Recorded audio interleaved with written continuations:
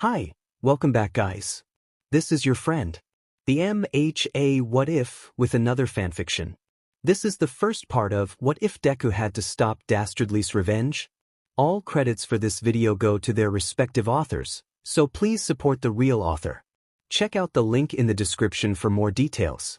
Please give this video a like and subscribe to the channel if you want more videos like this. Now let's get into the fanfic.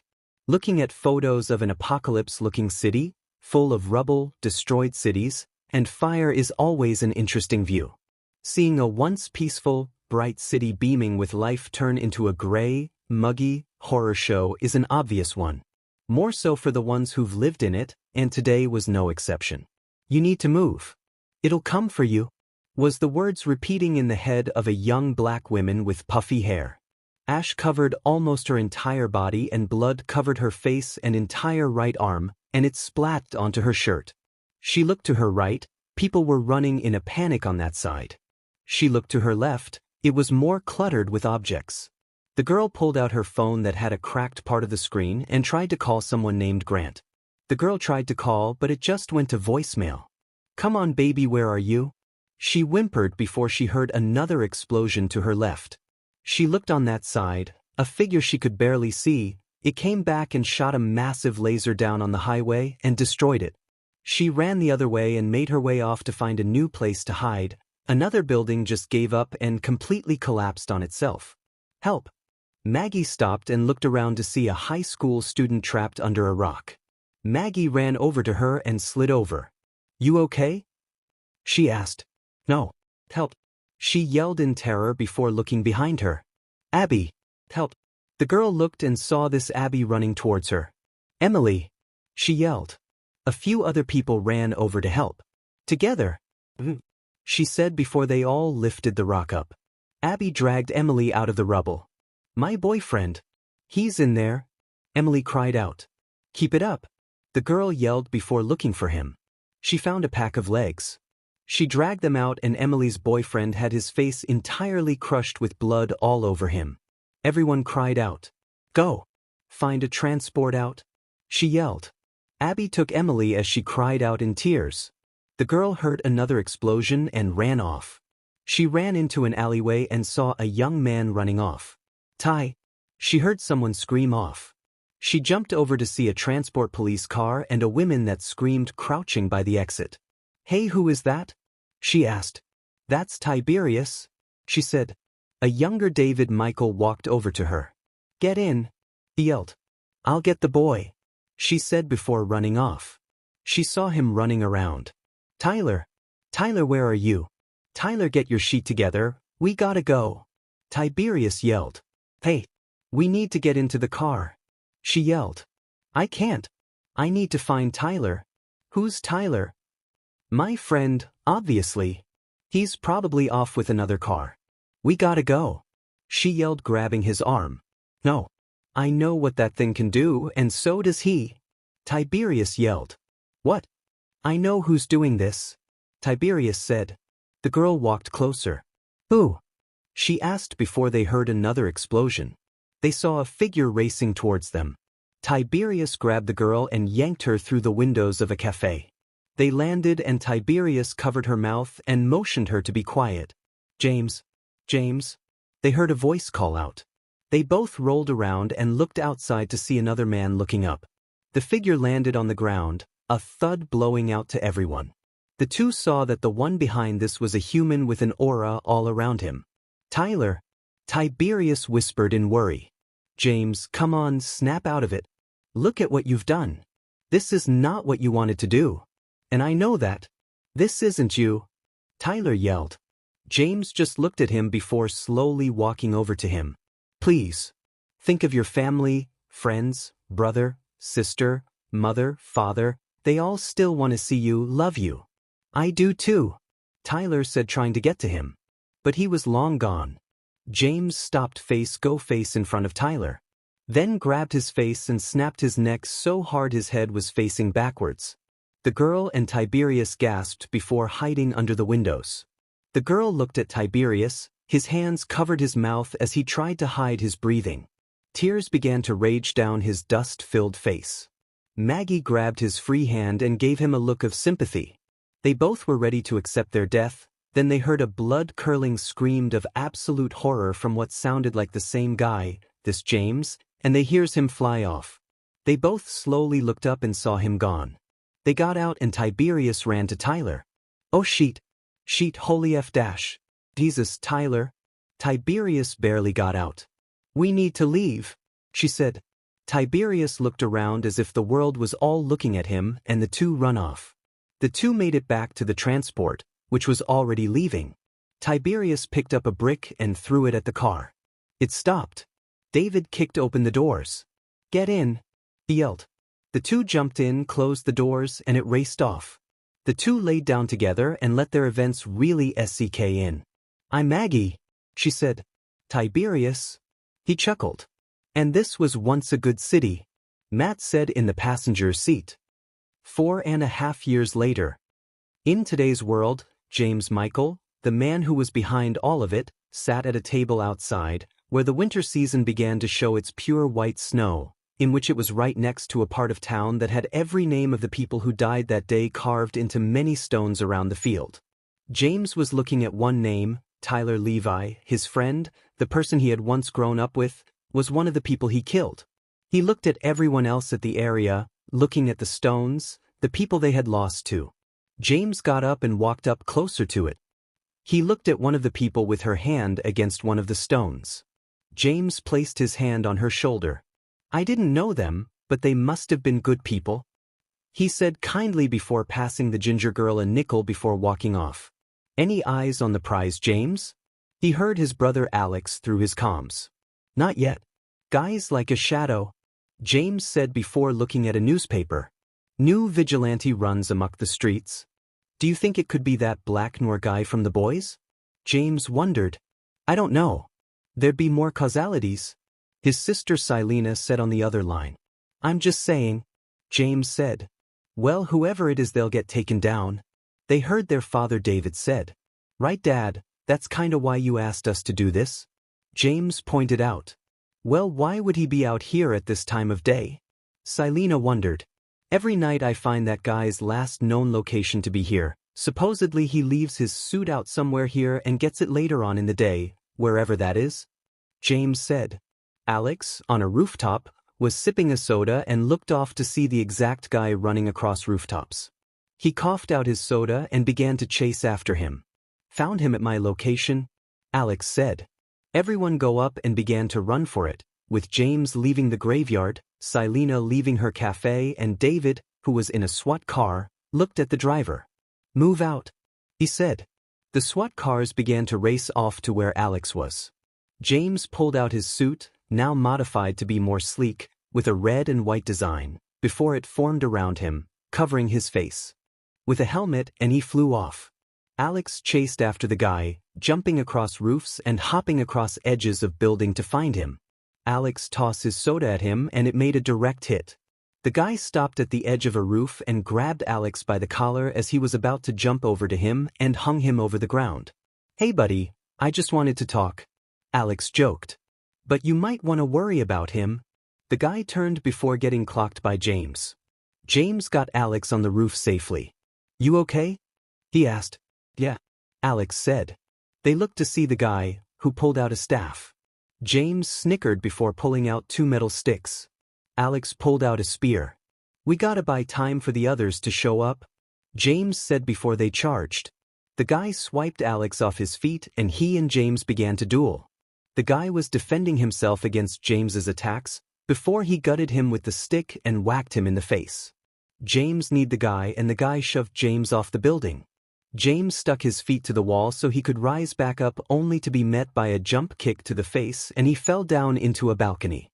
James looked to see a couple eating outside. "Sup?" he said before James saw the guy jump across them to the roof ahead of them. James flew off and shoved into the guy, now flying across the city. "All right, let's get you to the police," James said before the guy jammed the staff into his right boot and it began to malfunction.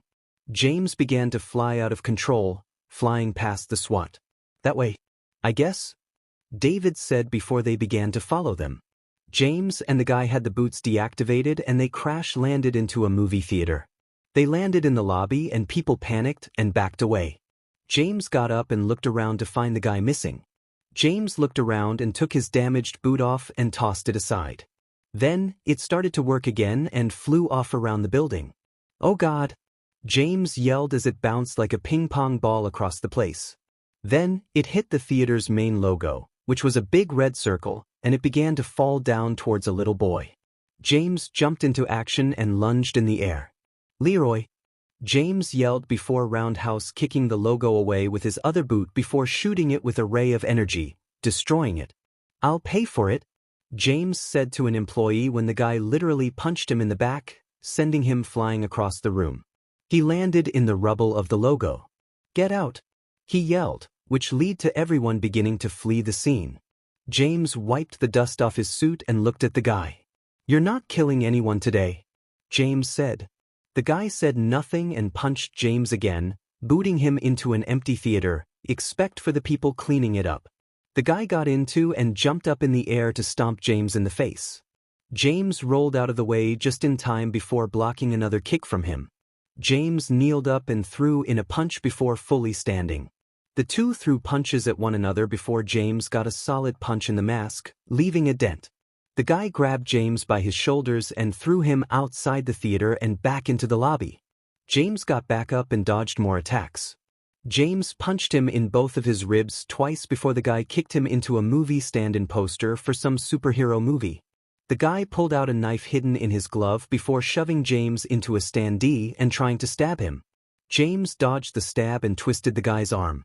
James elbowed the guy in the neck before taking away the glove and tossing it into the trash can. The guy used his other glove to swipe.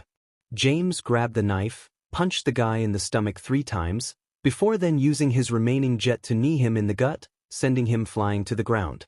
James grabbed his failing boot before it could go any further just as police came into the room. "On the ground!" Matt yelled. Selena and Alex also appeared at the same time before James let a hand out. "I got him," James said before taking off his helmet and letting it fall to his side. The other guy got up to his knees and took his damaged mask off, revealing a man with similar skin to his own, along with a chinstrap beard and wavy longish hair wrapped in a bun. James grabbed the guy by his vest. "Well, you got me," he chuckled. James began to pat down this guy to get rid of his weapons, but one of the things that fell from a pocket was a photo. James looked at the photo. It was of 3 siblings. 2 boys on the left and right and a little girl front and center. James picked up the photo, and the guy tried to snatch it, but James pushed him aside for a second. James looked at the photo with his free hands still holding onto him. "Who are they?" he asked. The guy smiled. "Oh, you know. Lorcan did talk about you a lot," he said. James dropped the photo and grabbed the guy with both hands and shoved him into a vending machine. "How are you here?" James said through gritted teeth. The guy smiled.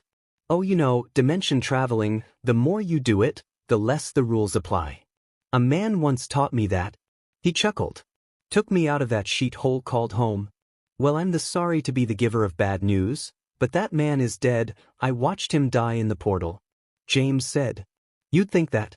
But at this point in the world, anything can happen," he said before he let his hands fully out. "I just needed this," Killian said. The staff flew back to him and he electrocuted James's suit with him.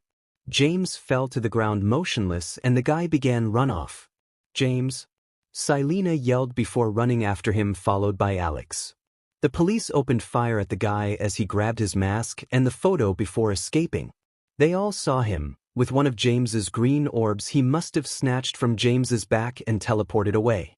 "The minute, we just had him," Matt yelled. Selena and Alex held James's arms.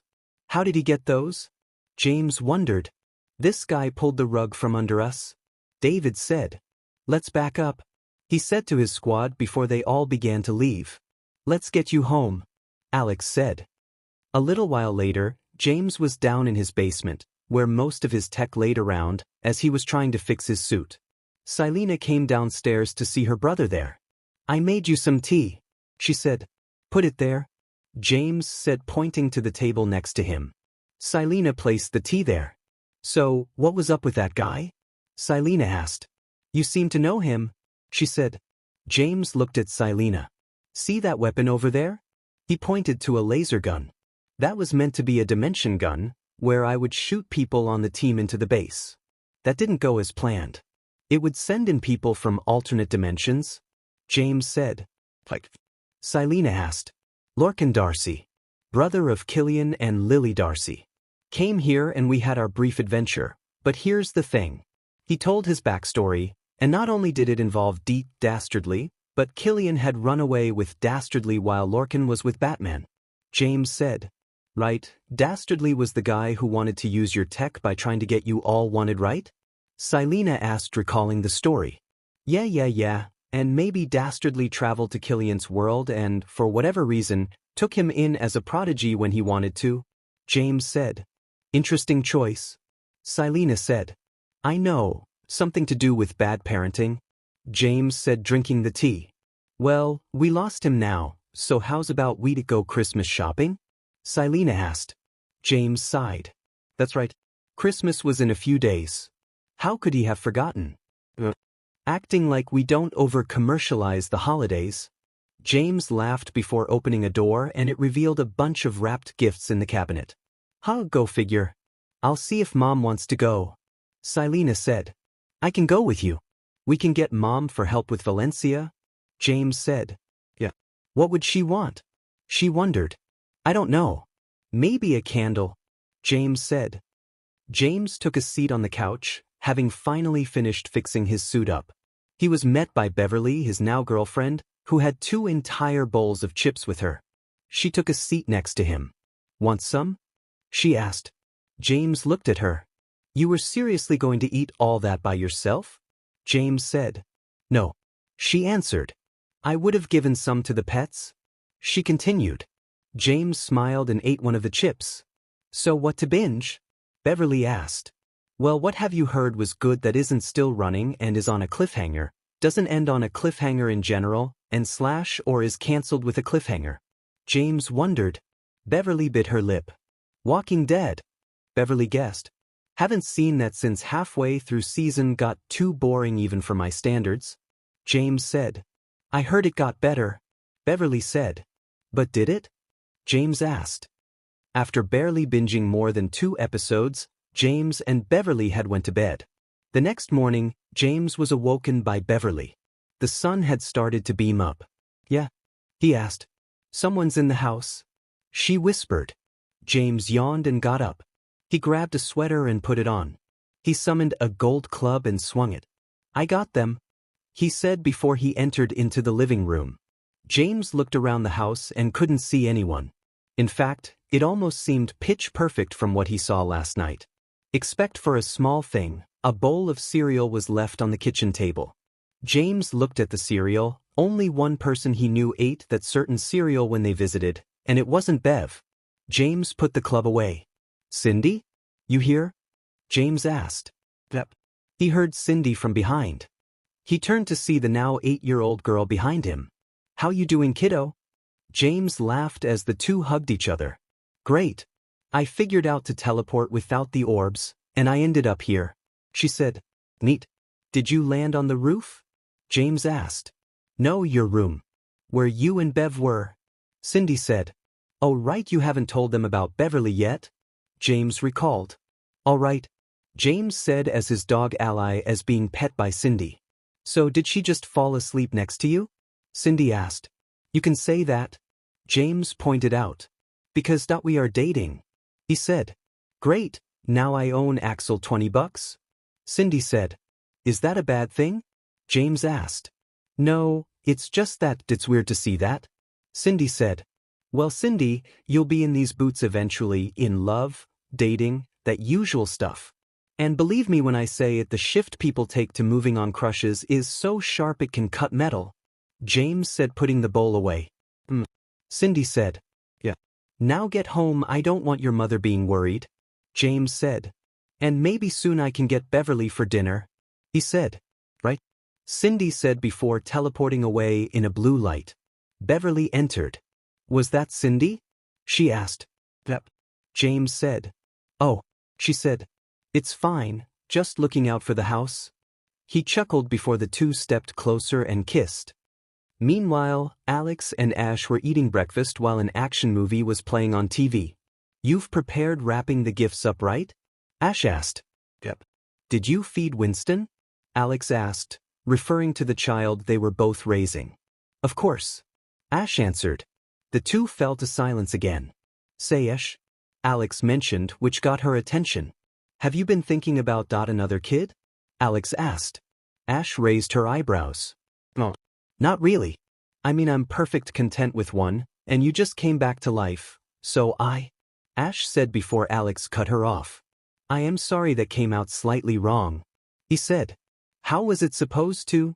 she wondered. Alex tried to get the words out, but couldn't think of anything. "I'll be back. Gonna go check our mail at the post office," Alex said before he walked out. "I love you," Ash said as Alex left. David and Matt were both in the police office, looking at photos of the vigilante. "Okay, what do we have here?" Matt asked. "This is everything James told me.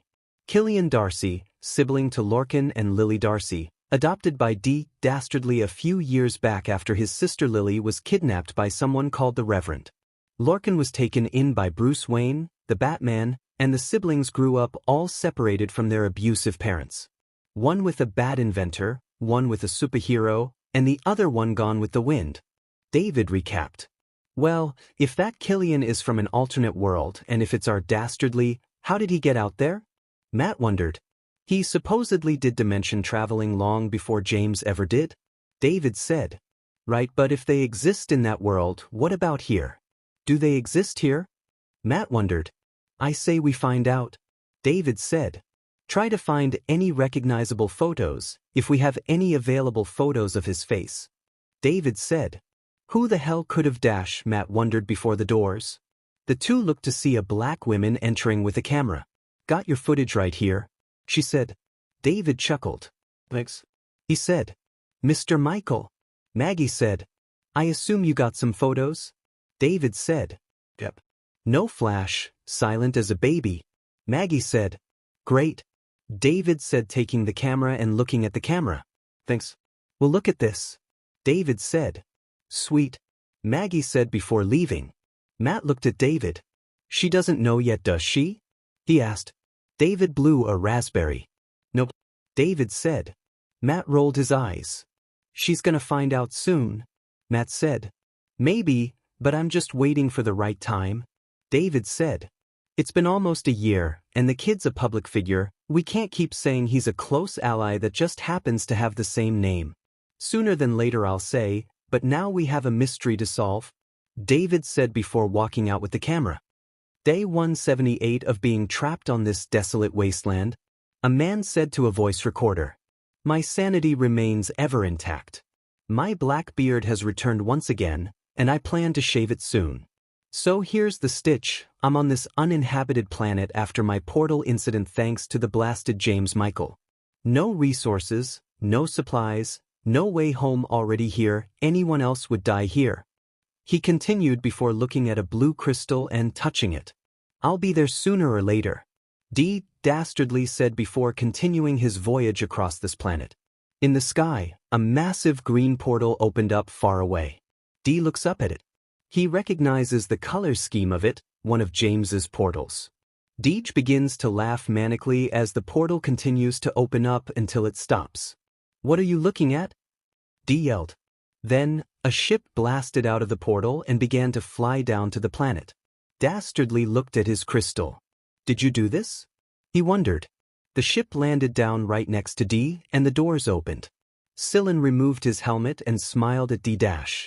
"It's about time you showed up, you meat-rat," D yelled. "Needed a source to get a portal to open," Killian said before showing the same staff he used against James. "This was my option for the ship." He chuckled. D got on the ship. "We might not need that, I got this," Deej said before showing the crystal. "What is that?" Killian asked.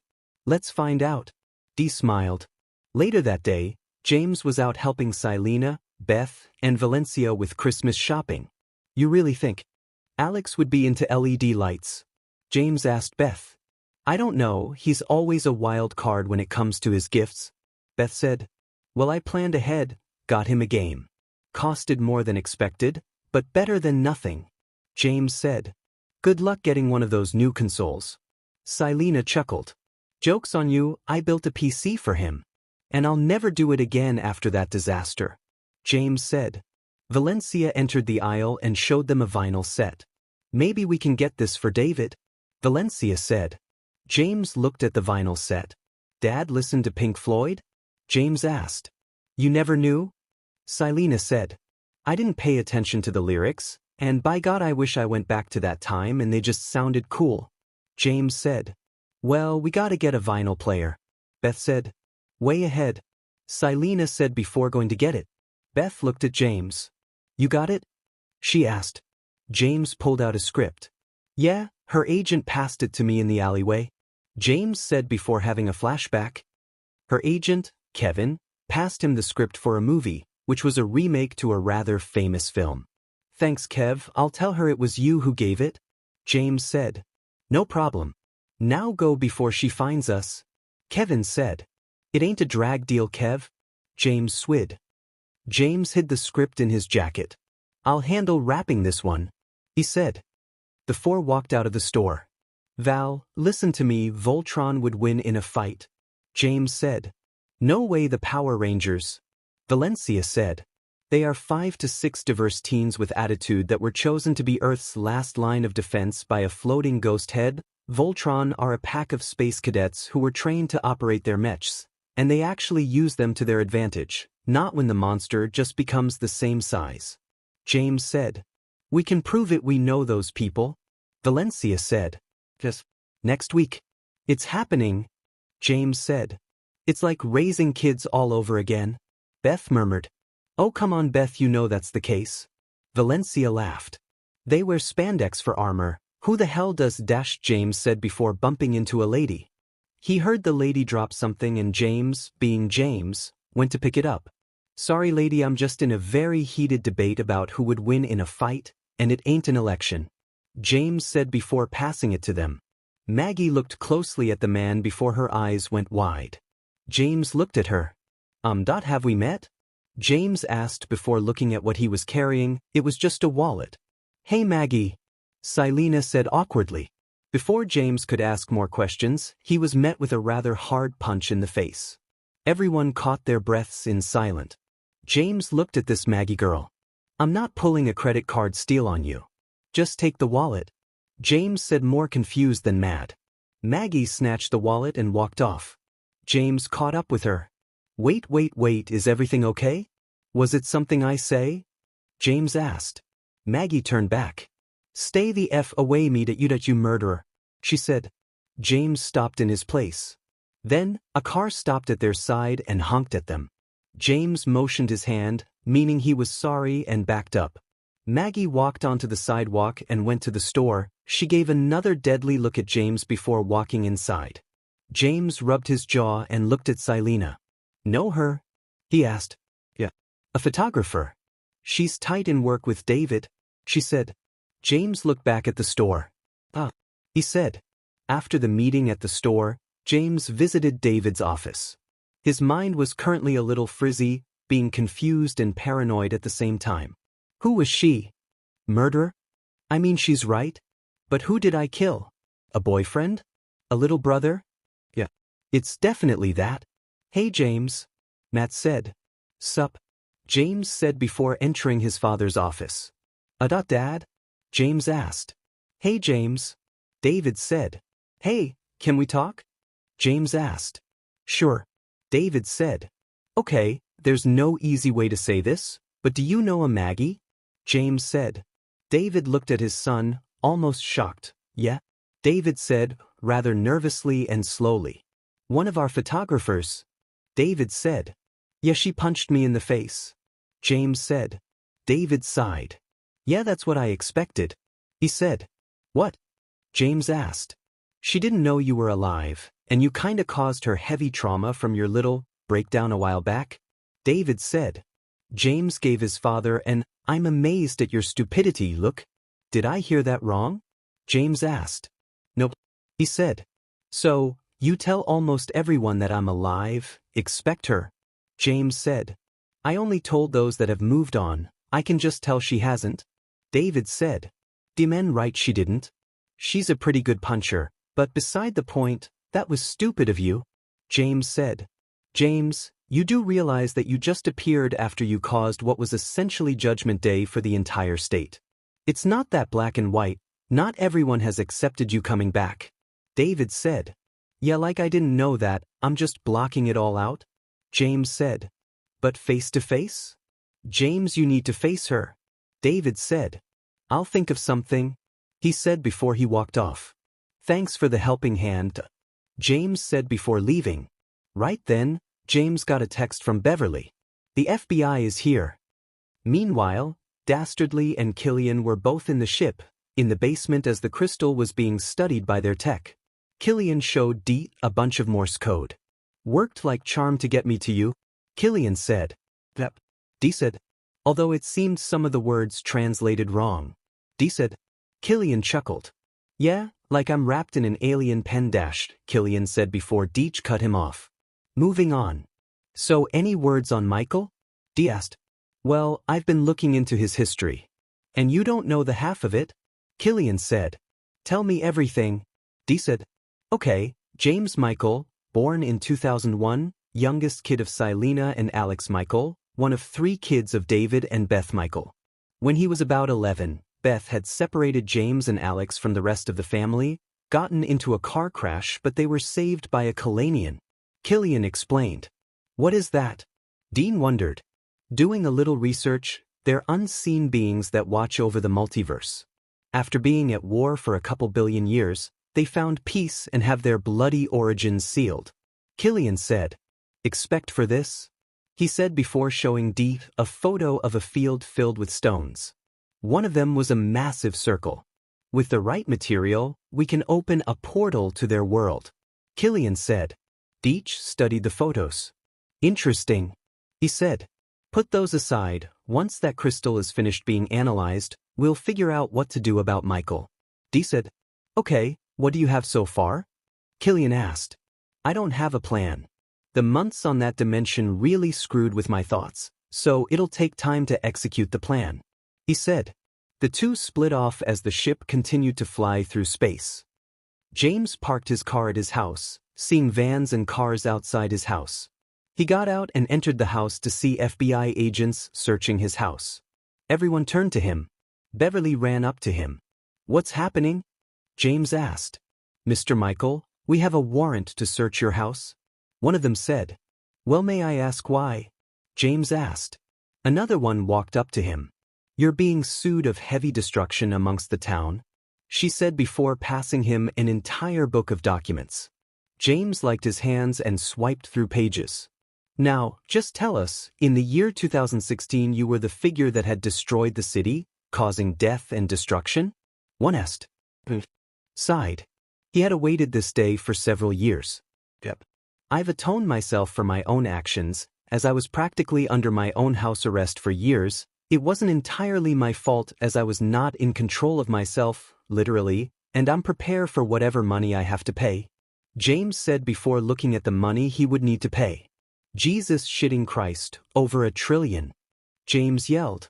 Well, some of the city's damage still hasn't been fixed yet. One mentioned. It can't cost that much.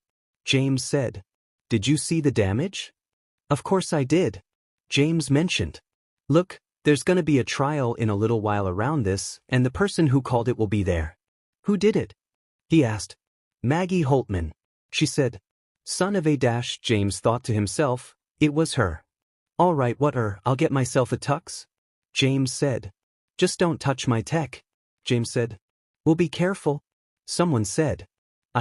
James cut himself off as they continued searching. Dee and Killian watched as the crystal was finishing being studied. So where'd you get this? Killian asked. I found it on my travels in that planet, Dee said as he grabbed it. It seems that it's made from some sort of special kind of blood that was crystallized into this. Dee said. But of who? Killian wondered before seeing a photo of a Kalanian appear on screen. Him, Dee said before tossing the crystal up into the air. But once he caught it, it brightened up and sent a shockwave across the lab. The two flew back into the windows. The crystal dropped down and depleted its energy. What happened? D yelled. Killian turned and noticed something. I think that, Killian said. Deet turned to see a blue portal opening up. An Egyptian pyramid came out and began to hover in space. Sillin said. A time crystal? D yelled. Of course, I could have used this to stop myself from losing against Michael. But you didn't, and now we're here. Killian said. Right. Change of plans, Killian. We shall assemble an army to kill Michael with this crystal. Dastardly said before seeing a news article show up. James Michael sued for past destruction by Vitsim. And I think I know who to get first. He chuckled. Once all that was all over, James had taken his day to read through the entire book he was given for the trial. It had taken him so much time that when he finished reading, it was already nighttime. James laid down on the couch, thinking about what to do, when he got a knock at his door. He got up and opened it to see Alex, Silena, Ash, Beth, Adam, and Valencia at the door. Hey, that you feeling good? Silena asked. Well, I got a meat-filled trial ahead of me, but other than that I'm all right. James answered as they all entered the house. Beverly called us to check on you, Valencia said. Can see why Dad didn't show up? James joked as he poured a glass of milk. Adam sighed. I see you found out about David not telling Maggie that you were alive. Adam said. Well, when you were 11 last time you lived in the town and you came back years later as an adult, you're not aging as well as the characters in Riverdale. James said. Even Jason's corpse from last season looked better than me. He murmured. Dad didn't tell her because she wasn't over it yet. Silena said. I get that, but I knew I would have been sued at some point. I'm not that stupid. James said, getting back on topic. Look, James, we might be able to help out. Ash said. Guys, I have the money, I have the resources, I can get the remaining bits of the city before Valentine's Day. James said. That's a short time. Valencia pointed out. He has a ton of free time. Beth said. Look, I just need to drop my work for now. This is taking priority. Can I trust any of you to be a second boss? James asked. Alex barely raised his hand. I mean, I know this stuff as much as you do. What's the worst that could happen? A beat went by. A lot, actually. James pointed out before someone pounded on the door. Must be Dad. Beth said. He knocks like that? James asked. I think his police blood really takes over his knocking. Adam said before the person knocked again. James walked over to the door, and once he opened it, he was greeted by a punch to the face. He landed to the ground back first and looked up to see the figure who was standing at the door. Tiberius? James asked. The family looked at him in shock to see James's former friend and now enemy, alive and well, as if he never left. Tiberius went to attack James, but James rolled backwards and blocked a kick from Tiberius. Tiberius, the hell are you doing? James asked before he was punched again. James grabbed a wooden bowl and slammed it into Tiberius. Tiberius shoved James into the wall, where he was grabbed by Alex and Adam.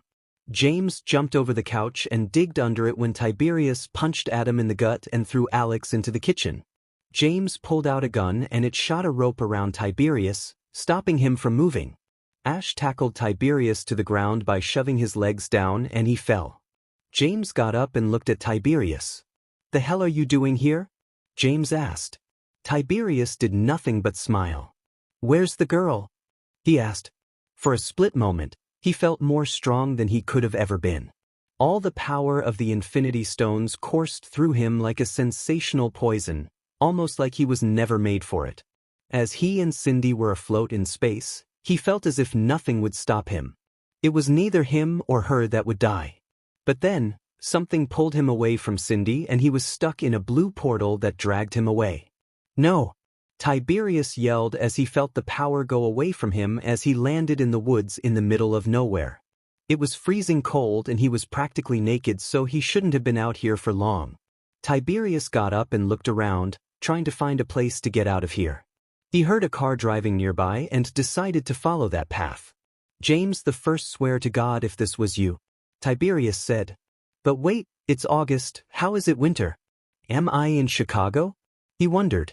He found his way to a road and saw a car coming by. He let his thumb out. The window rolled down to reveal a blonde girl. "Can I help you?" she asked in awkwardness. "Yeah, I think I'm lost and I don't know how I got here. I wouldn't mind a ride to West Covina," Tiberius said. "Oh, well, I live there, so it won't be that hard, and we can get you to the nearest clothes store," she said. "Great. I have a little revenge to get there," Tiberius said before getting in the car. "Well, that's nice," she said before checking her phone. Tiberius saw the date. "December what the?" he said. "What?" she asked. "Nothing. Just thinking about something," Tiberius said as she drove off. "So what got you here?" she asked. "I don't know actually," Tiberius said. The car parked at a clothes store. "Okay, I'll get you some winter clothes, be back in a few," she said before getting out. Tiberius sighed before looking around the city. It definitely looked different from when he was here 2 years ago. It looked way more peaceful and colorful, thanks to the usual Christmas decorations and lights all around town. Tiberius then saw David and Matt walking down the streets and he ducked, not wanting to be recognized. "I get that it was stupid, I was protecting her," David said. "You weren't, it was lying through your teeth," Matt said. "James had killed the people she loved, it wasn't going to be open arms," David said. "Fine, but at least show up to support your son during his trial," Matt said. "Trial? What was he on about?" "I will soon. I just don't want to do it now, he'll be mad at me," David said as their voices began to fade off as they walked into the distance. "I see why," Matt said. The lady came back with clothes. "Put those on in the cars, I'll drop you off anywhere," she said. "Whatever," he said before grabbing the clothes. Once dropped off at some random apartment he remembered, Tiberius began to make his way to James's old childhood house, desperate to know where he could be. Tiberius felt a small fraction of power of the stones in him, so he had to use it wisely. He found the house and ducked by some bushes as he saw Beth, who he knew as James's mother, and Valencia walking to their car. "Got the keys?" Valencia asked. "Yep," Beth said, rather raspy. Valencia noticed. "You okay?" she asked. "Yeah. Just a little stressed out," Beth said. Valencia walked over and grabbed her hand. "Hey, look at me, James has been through worst. What's a trial gotta do to finally kill him?" she asked. "It's just that he always felt guilty for what he did. And so did I, when I wasn't there to stop him," Beth said. "Well, we can't mourn in the past, we must move forward in the present," she said, rubbing Beth's shoulder. Beth grasped her hand. "Yeah," she whispered quietly. The two shared a brief kiss before going off into the car. Tiberius raised an eyebrow. A lot had changed in 2 years. He looked and saw an old shed. He remembered when he was younger, playing in the yard with James and Tyler and seeing that shed they were not allowed to go into. He began to jog towards the shed. "Please be a bike, please be a bike, please be a bike," he repeated before opening it, turning out to be a bike. "Hell yeah," Tiberius said before grabbing a helmet and following them. "You stole my dad's bike?" James said. "Well, I wasn't gonna steal his car," Tiberius said. "Where were the keys?" James asked. "In the shed," Tiberius said. "Ah," James said. "Yeah, and now where's the girl?" Tiberius said, getting back on subject. "You're not gonna lay a effing finger on Cindy, you hear that?" James said. "Well, I'm willing to bet she still has her powers," Tiberius said. "You're right, she does, probably shouldn't have said that," James said. "I just want to talk to her." He chuckled. "We ain't that stupid, bucko," Ash said before Beverly came downstairs in surprise after taking a shower. "James, who is this?" Beverly asked. James looked at Beverly. This is Tiberius, a former friend," James said. "And I assume this is the girl you finally got your breeds into?" Tiberius said. "I know, right?" Alex chuckled. "Moving on, how are you here?" James said. "I don't know actually. I was plucked out of getting Cindy's powers, and now I'm here. Be lucky someone got me clothes, otherwise you'd see my D-Dashta. We don't need that image in our heads, T," James said. "Too late," Alex said. "Honey," Ash said. "The minute I'm seeing it too." "Don't say it out loud," James said. "Look, man, I really don't have time for you. Getting sued by someone named Maggie." James said. Tiberius then noticed the lawsuit book on the table. As in Maggie Holtman? He asked. Yeah. Why? James asked. I think I know her. Ran into her during your temper tantrum. Tiberius said. Stop calling it that. James said annoyingly. Guys, someone's at the door. Valencia said. James looked at the door to see a face he never expected to see again. You tracks? James asked. The lady from the future from Team 2 entered the doorway. What the hell did you do? She asked. In the Mean Machine airship, Killian is working on the coordinates to hunt down Tim Jones, the reverend who kidnapped his younger triplet sister, Lily Darcy. When he finds out where he is, he was shocked and smile. Dastardly. I found him, Killian said as he called out to Dastardly, his guardian and mentor. Excellent, Dastardly remarked. Yeah, the reverend will pay for what he did, Killian said as he hands Dastardly the coordinates. Here's the coordinates. Wait, pay for his crimes? Dastardly said. Yeah, that's what I said, Killian said before Dastardly began to laugh. You buffoon. We were going to ask him to join our alliance, Dastardly said in between laughter. Alliance? He kidnapped my sister. I told you that when I was 5, Killian said as Dastardly finds him serious. Well, you know what they said, the more the merrier, right Muttley? Dastardly said. Do you remember when I was 5 where we met at that local carnival? Killian asked. Oh, of course I do, he said. To tell you the truth, I was actually your biggest fan, Killian said as he smiles. Dastardly said. You're lucky I opened the portal with Muttley's help to get you back here, Killian said. And of course I thanked you for that, and we all had the reunion, but anyway, let's get a move on, we can't keep him waiting, Dastardly said all breezy before standing up and walking out of the cockpit. Got it. Let's catch that reverend, Killian said as they prepare to set course. According to the coordinates, he's in the courthouse in New York, Killian said as he looks at the coordinates. Then that's where we're heading, Dastardly stated. All right, Killian said as he smiles. The ship head off to New York to capture Reverend Tim Jones. Killian's been waiting for this moment ever since he had kidnapped Lily.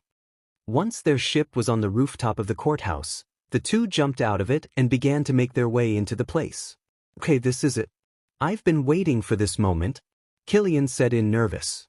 Dastardly pulled out 2 pieces of rope. Take one, Dastardly said. Killian took one and they both attached the ropes to themselves.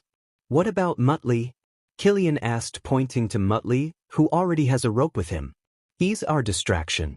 Down you go, Dastardly said before tossing Muttley off the roof, and his rope made him fly into a window, breaking into the place. They work, Dastardly said. Killian and Dastardly prepare to capture the reverend. There he is, Dastardly, Killian said. Great, through the window, Dastardly said before both of them jumped down and they crashed through the window. What the? Tim asked in shock. Reverend Tim Jones, I was hoping we meet, Killian said. I'm sorry, who are you? Tim asked before Killian grabbed him by the collar and dragged him closer. Take a closer look, Killian said taking off his mask. You're not your Lily's brother, Tim said in shock when he took a closer look. That's right. I've been hunting you down for 15 years, Killian said. And I'm Dastardly, said. No one asked you, Tim and Killian said in unison. Sorry about that, Dastardly, Killian said to Dastardly. Whatever, continue, Dastardly said. Where is she, Jones?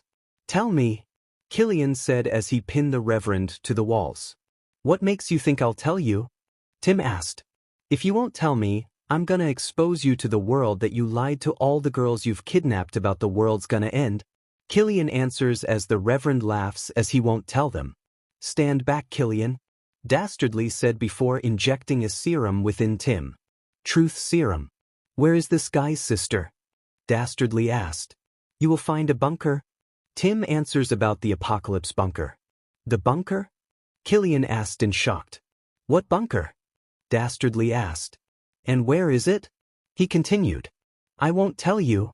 The reverend answers as he laughs. Oh, sorry, a glitch in the serum, Dastardly said before pushing a button. How is that dash? Tim said before he felt a shock surge through his body. Now, let's get him onto the ship. Dee said. Wait, the ship? Killian asked. I'm asking nicely, Darcy. Dee said. Fine. Killian mumbled before picking him up. They dropped him into the ship and Tim looked at Dee dash. Now here's the thing, I'm working on building an army in order to defeat James Michael for revenge.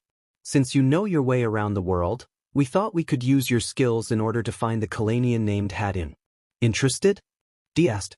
Tim looked at Dee dash. What's in it for me? He asked before 2 bars of gold were placed down by Muttley. Deal? He said. Killian dragged Dee aside. We're seriously gonna trust this guy? Well, why not? I plan to backstab him anyway. We shall continue, Deet said before going to the controls and flying off. Great, we're dealing with time travel. Worst in Wednesday, James said. So Tiberius is from the past? Beverly asked. Exactly me, Utrecht said. Before Beverly could ask what she meant, James entered again. Well, I did nothing to cause this, James said. Then who did? Adam asked. Don't know, it was something, Utrecht said. Well, what about you? Aren't you time traveling? James asked. For a short time, Utrecht said before opening a portal. You must figure this out before it risks the timeline. She warned before she was about to leave, before a black portal opened up. Everyone saw that one and the Kalanian Cree opened up. What is it, a farewell party? Tiberius asked. Cree, what's up? James asked. I sense a deadly use of our power. Cree said. James, who is this? Alex asked. This is Cree. He's essentially our new and improved guardian who watches over us after the last guy quitted on us. James said. A time crystal of ours has been used, and people like him are coming into the now. He said, pointing to Tiberius. Does it break the space-time continuum? Utrecht asked. No, it diverges their own into an alternate timeline. He answered. Well, what do we do? Silena asked. Find the crystal. And it'll be fixed. Cree said before leaving, followed by Utrecht. James, who was that? Beverly asked. Yeah, about that. Utrecht.isu from the future. Were you planning on getting blonde hair? James asked. I've thought about it, Beverly said before the door knocked again. James groaned. Oh, who is it now? Epstein? James said before opening the door to see David. Why is my DMN bike here? David asked. The next morning, James placed a watch around Tiberius's hand. You even try to kill someone, I'll shock you with this, he said. Fine, Tiberius said. James let the WHP off of him, and Tiberius stood up. James shocked Tiberius. Just so you know it works, James said. Tiberius groaned. I assume Tyler is still dead, Tiberius said.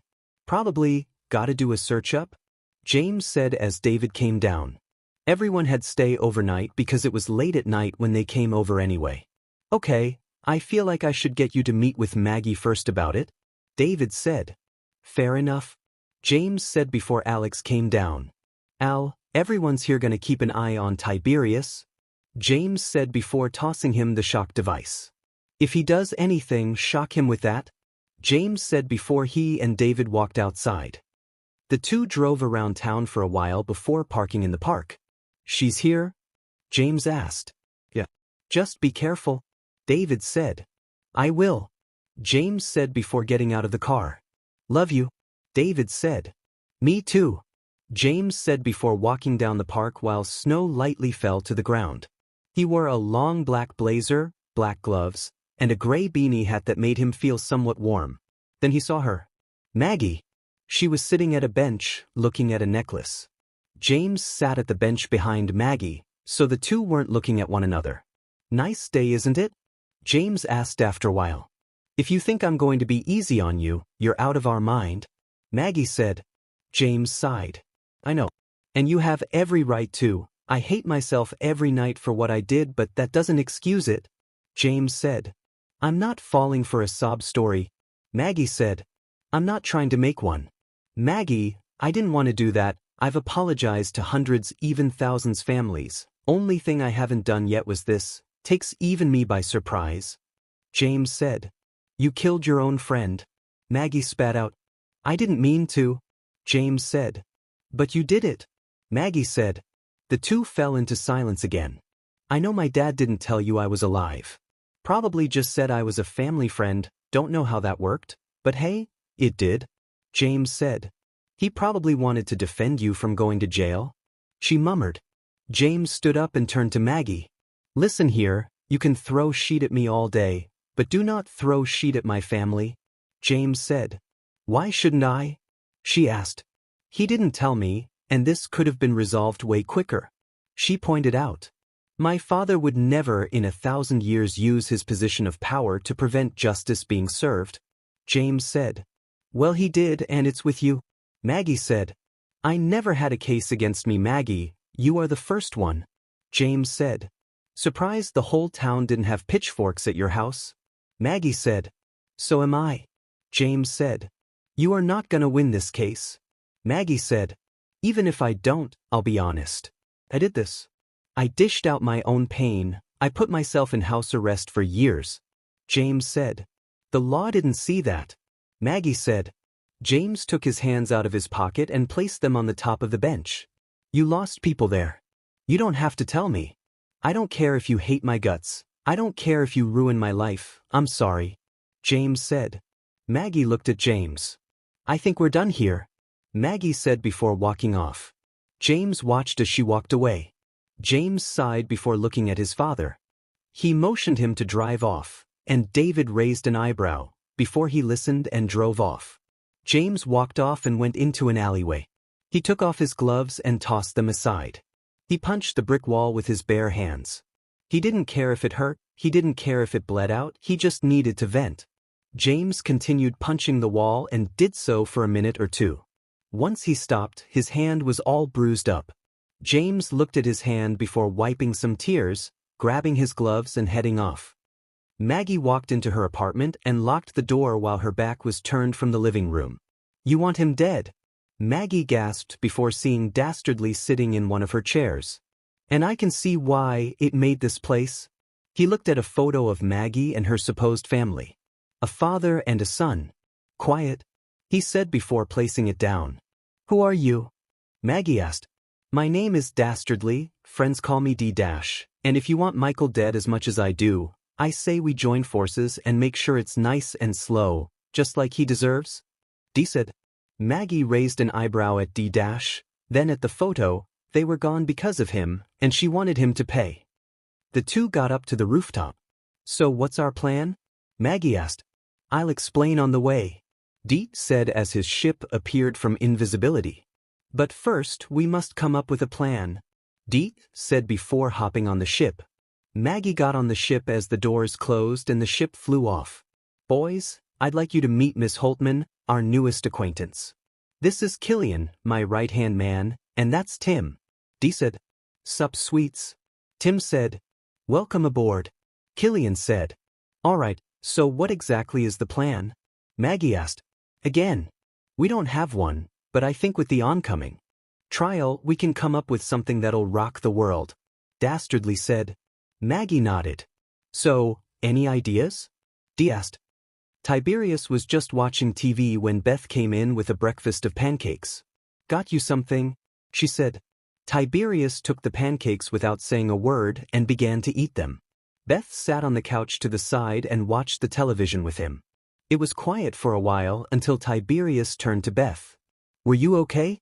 She turned to him. Huh? She asked. When James did his thing, were you all right with it? Tiberius asked. It was complicated, she said. I remember him telling me about it and how he did it, and I was rather mixed on my feelings. Like what he did was wrong, but it wasn't really his fault. His own tech caused him to go mad, Beth said. If you were down there, on that day, and you saw the town you were BRD in and lived in, seeing your neighbors, animals, classmates, teachers, co-workers, even your own friends, right in front of your face, being burned to cinders by your own friend, would you still say that? He said slowly, making sure every word had its impact. Beth just looked at him in silence as she rubbed her hands together. Aye, Beth said, trying to think. Just saying. Tiberius then chuckled and jabbed at her shoulder before going back to the pancakes. Man, I loved these when I hung out with James, Tiberius said. Beth raised an eyebrow. Yeah, the best of the best, she said nervously before standing up and walking into the kitchen. James and David walked into the room. That went well, James said. I assume that's sarcastic, Tiberius said. Well, yeah, James said as Alex entered the room, giving him back the remote.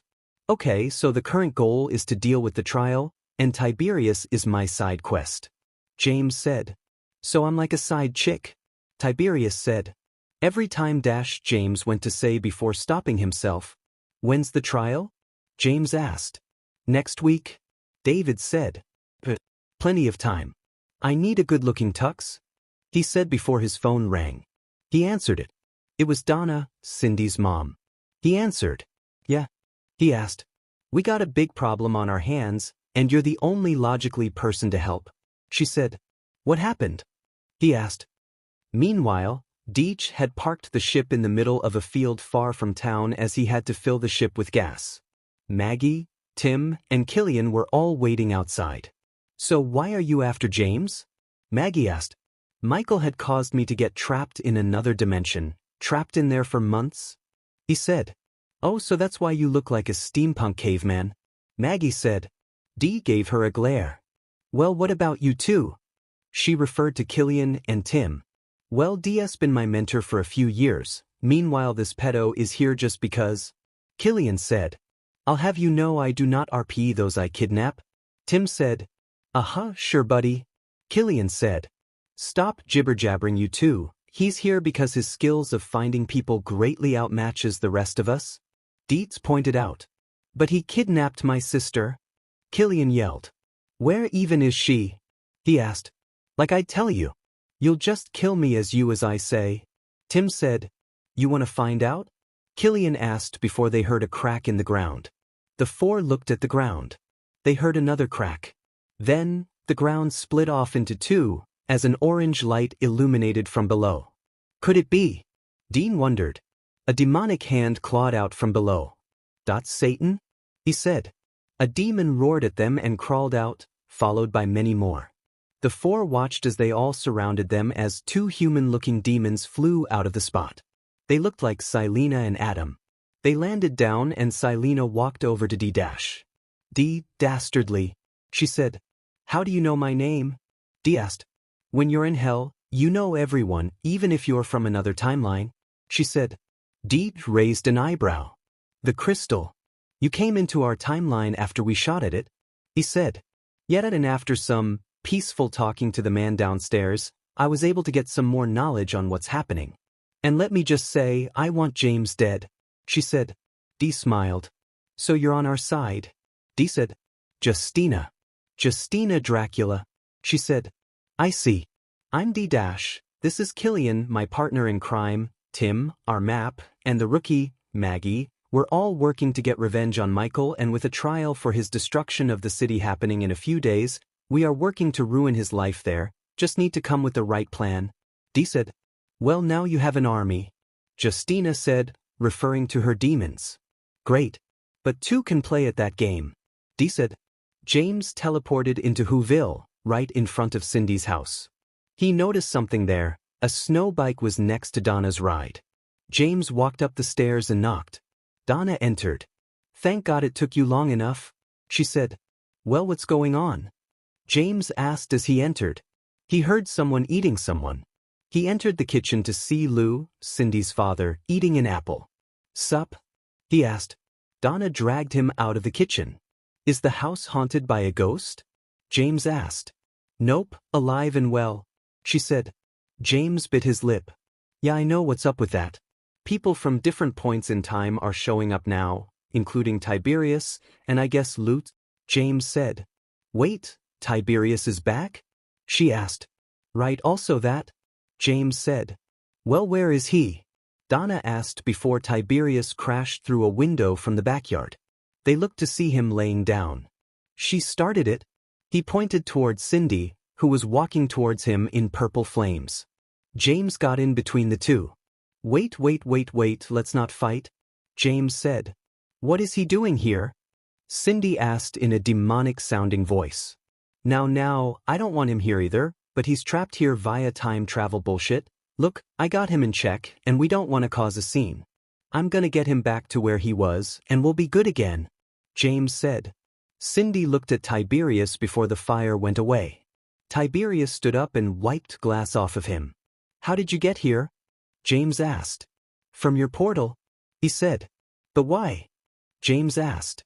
"Look, I'm just trying to figure out how I got here, and I feel like this place is my key," he said. "Why?" Don asked. "Have you been keeping track of the weird sheet that's been going on?" Tiberius asked.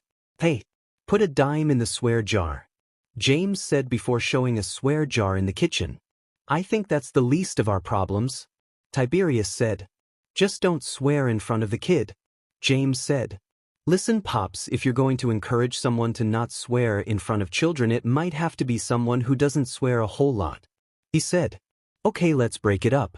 Tiberius, here's the keys to my snowmobile, use it to find what you need, just get it back in one piece." Lou said. "Thanks, random guy I don't know," Tiberius said before he began to leave. James turned to Cindy once he went outside. "Keep an eye on him. Does something suspicious shock him with this?" he said before tossing her the shock remote. Cindy nodded before exiting through the backyard and flying off. James turned to Lou. "So I take it you were doing something and you got teleported into now?" James said. "Yeah, in fact, I was writing this letter," Lou said before tossing it to Donna. Donna began to read it. It was the same one she had read months ago. "Dear Donna, I don't know if you'll ever read this. Hell, I don't think you will never want to read this. But I'm doing this just in case you end up reading it. Let me just say, I'm sorry. I'm sorry for causing you to suffer. I'm sorry that Cindy will never have a normal life. I'm sorry that I wasn't there for you. I'm sorry for everything. I wish I can go back in time and tell my past self that, hey, don't get into this. You will F up your life and your friend and family's life big time. It is seek us to live with all the mistakes you made, all the memories you wish can disappear. If by the small chance Cindy is ever reading this, I just wanted to say that." It ended there. Donna looked at Lou before crumbling the letter like it was nothing and tossed it out. "You really think that an apology is going to make me just fall to my knees and forgive what you did?" she said. Lou bit his lip. "No," he said more like a question. Donna face-palmed herself before she walked out of the room. It was just James and Lou now. Lou walked back into the kitchen and was going through cabinets. "So I take it you took my spot?" Lou said. James raised an eyebrow. "As in Cindy's father figure? Yeah, I'm already in a relationship with another girl," James said. "Nice save." Lou chuckled. James made his thumb rotate in circles before looking at Lou again. "Yeah, someone had to fill the missing shoes, and it wasn't going to be yours," James said. "I guess so," Lou said. "Is there just no alcohol here?" Lou asked. "I had to get her clean somehow," James said, referring to Donna. "What's you endgame, Lou? You gotta be planning something." James wondered. "Simple, I wanna fix everything," Lou said, walking towards James. "Funny cause our first meetup in the bathroom was quite the punch," James said. "That wasn't me, it was a fake made by your friend," he recalled. James sighed before taking a bite of a free cookie from a plate. "Even if I did wanted you back, Donna's not going to let you touch Cindy," James said. "We can try." Lou chuckled. "There is no we in this, Lou. I'm sorry, okay? That means nothing, you still did it," James said. "Cindy's a special kid, you of all people should know dash. Everyone knows," James snapped. "Look, James, I just want to talk to my girl," Lou said. "You just got her off so she wouldn't see our measuring contest? You're not gonna lay a goddamn finger on her," James said, standing his ground. "So I can't be redeemed for one crime, and yet whatever hell you've done that motivated that Tiberius kid, it's completely acceptable?" Lou asked. James clenched his fist before he took another bite from a cookie. "You're not getting a punch out of me if that's what you want," James said. Lou smirked. "Oh, poor me," he said. Meanwhile, Tiberius was riding Lou's snowmobile across town, and Cindy was following him by hiding behind him via roofs. Tiberius then stopped by an alleyway and entered through it. Cindy looked above him to see him tying his shoes. "I know you're there, Blondie, just come down now," Tiberius said. Cindy hid behind the roof. Cindy, I'm not gonna hurt you, he said. I may want to and want your powers, but as of now, you'd kicked my butt from my guess. Tiberius said. Well, why should I trust you? Cindy asked. That's the secret of the world, kid. You can't trust anyone. Tiberius said. Cindy appeared from the roof. Look, kid, I may not know how I got here, but from my guess, you can use your rainbow powers or some sheet to figure that out. Tiberius said. Cindy landed in front of Tiberius. You're not gonna kill me? Cindy asked. No. Tiberius said before he got shocked again. Great, this works. Cindy said. All right, don't have your fun yet? Tiberius said begrudgingly. Okay, I have an idea, follow me. Cindy said before she ran off, with Tiberius following. She jumped on the snowmobile. Drive, I'll tell you where to go, she said. Tiberius got on. Hold on to something, he said before riding off. Meanwhile, back on Earth, David was driving across the road. He had found out about the theory of his universe having his own version of the Darcy triplets. It was true, and they were rather close to town. He parked the car by an average suburban house and exited the car. Before he even stepped on the doorframe, the doors opened to reveal a girl with bright red hair and a yellow headband on the phone. Yeah, Ava, I'm going to surprise you for the dance tomorrow, she said rather softly before she noticed David and his police cruiser. I'll call you back. I love you, she said before hanging up. She pushed a side of her hair to the back of her ear. Can I help? She asked. Yeah. Captain David Michael, he said. Lily. Lily Darcy, she said. But I just want to talk about something, David said. Sure, I'm a really good observer. I may have caught a drag deal at my school, she said. David pulled out a photo and passed it to Lily. Know this guy? Lily looked at the photo to see a photo of Killian unmasked and James fighting at the theater. Lily studied the photo before a car pulled up. A guy who looked one-to-one to Killian got out of the car, wearing a black leather jacket, breathes, and boots along with a red shirt. He took off his sunglasses. Lil's why's the cop at the door? He asked. Lily bit her lip as she stumbled on her own words when David began to walk over to Killian. All right, buddy, what I'm going to tell you won't believe, but I need you to come with me, David said. Why? Killian asked. Okay, essentially, there's a multiverse, and an alternate version of you has gotten themselves into here, David explained. Killian laughed. Oh, you're funny, Grandpa, he said. Killian, unless you have a doppelganger, I don't see why he's not telling the truth, she said, showing him the photo. Killian looked at it and his smile went away. That isn't me, he said. Yeah, look, I just need to talk, my one goal, and then you can go home, David said. Killian looked at Lily, who was giving her brother a pleading look, and he sighed. Fine, he said before he opened the back door of the police car and let himself in. David looked at Lily. We'll be back, he said before getting in the car and driving off.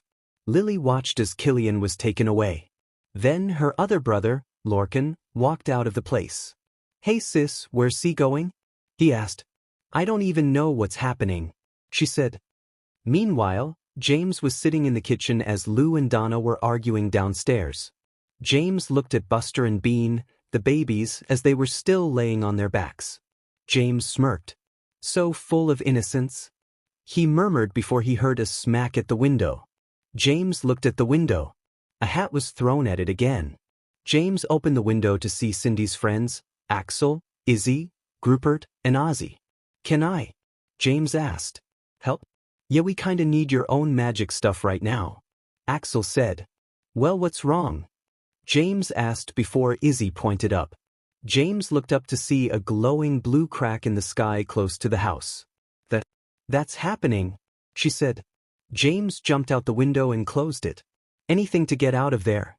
He chuckled before he and the kids began to run off. Cindy and Tiberius sat in the treehouse.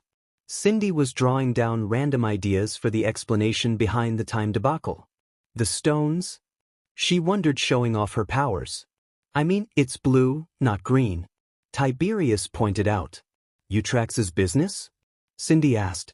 She came to us, and she had not said anything on what had happened. He said. Okay, Mr. Know-It-All, why don't you figure it out? Cindy asked. I'm as confused as you are, Tiny. Tiberius pointed out. Don't call me that, she said. It's the truth, he said. The two fell silent as Cindy went back to the board. Out of all people, why was it you that came back? She asked. Tiberius looked at her and chuckled. I don't know, kid. I just know that I lived to remember what you must have felt every day. That power, that raw infinite energy, the feeling that you can just let go and play God for as long as possible, you underestimate that, Tiberius said. Cindy turned back to Tiberius. I'm not a god, and neither are you, Cindy said. You got me, Tiberius said sarcastically. Cindy walked away and went out of the treehouse, leaving Tiberius alone. He murmured something under his breath and saw the list the two had made. Why was he here? So, when you went to the woods, you had found me from the future trying to take out Cindy? Beverly asked. Yeah. In the future, something had happened, and you time-traveled here in order to kill Cindy because at the time she was going to become evil, but we stopped that, Ash said. Never saw myself as the gun-toting type, Beverly said. I mean, I never saw myself having Lance's kid and being happy at the same time, but look at me now, Ash said. You have a point. But why did James never tell me? Beverly wondered. Ash sat in front of her. That's the thing, it's not like he was cheating on you with someone else. In fact, quite the opposite. He was seeing you in the future, probably after getting married, Ash said, which made Beverly cough on her water. Beverly placed the cup down. Married? Beverly asked. I mean, you've been thinking about that? She asked. Well, yeah, but it's only been a few months since we've started dating. I don't think that marriage is something to think about now, Beverly said. But it's nice, isn't it? Having that optimism that you'll be with him forever, Ash said. I guess it is. What about you and Alex? You two had lost one another before. I'd like to think you two would take that leap, Beverly said. Actually, I haven't talked to Alex about it. Might want to soon, she said. Yeah, you know the rules, you only live once, she said. Most of the time, Ash chuckled. James and the kids ran across the streets of Whoville to see the portal. What is going on? Ozzy asked. James pulled out a radiator and aimed it at the portal. It went to full red beacon and blinked like crazy. I think it's another time portal, he said. Another? Izzy asked. Well, yeah, that's what I said, James said before something actually came out of the portal and landed into the fountain. James summoned a gun in his pocket and left his hand there just in case. James walked closer and closer to the fountain. Hello? Are you dead? He asked before a familiar face had risen straight out of the water and gave a solid knock to James's head. It was Ale, the who they found in the woods. James recovered from the punch. You have some tricks, Michael. Well, so do I, she said before she summoned purple flames from her hands. James kicked Ale into a wall and James flew towards her. James punched her in the face and Ale headbutt him before kneeing him in the gut. James grabbed Ale's arms and she fired purple flames into the air. James tossed Ale across the snow and James punched her again. Ale tripped James and went to stab him with a spear, but James' back rolled away and kicked the spear away, making it stab into a window. Ale grabbed James's collar and dragged him closer. Get me back to the diamond, Ale said. Sorry, buddy, you've gotten yourself into the future, James said before he was blasted into a grocery store. James looked inside to see who were watching the fight from indoors. Get out through the back, he said before they all listened and ran off. A kid dropped a pack of gum and went to pick it up before a snowmobile broke in the store. James grabbed the vehicle with his bare hands and slid it across the floor, causing it to nearly hit the kid. James motioned the kid to leave and he ran off this time. James tossed the snowmobile at Ale and cut it in half. The kids outside dodged it. How is she back? Axel wondered. Time travel, obviously, Izzy said. Where's Cindy? Rupert wondered. Ale shot a flame at James and he dodged before doing a spin kick towards Ale.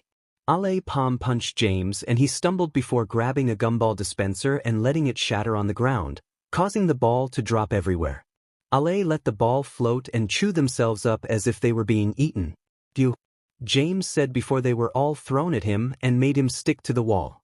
Ale went to get her stick, but a blast of blue energy made her fly across the store.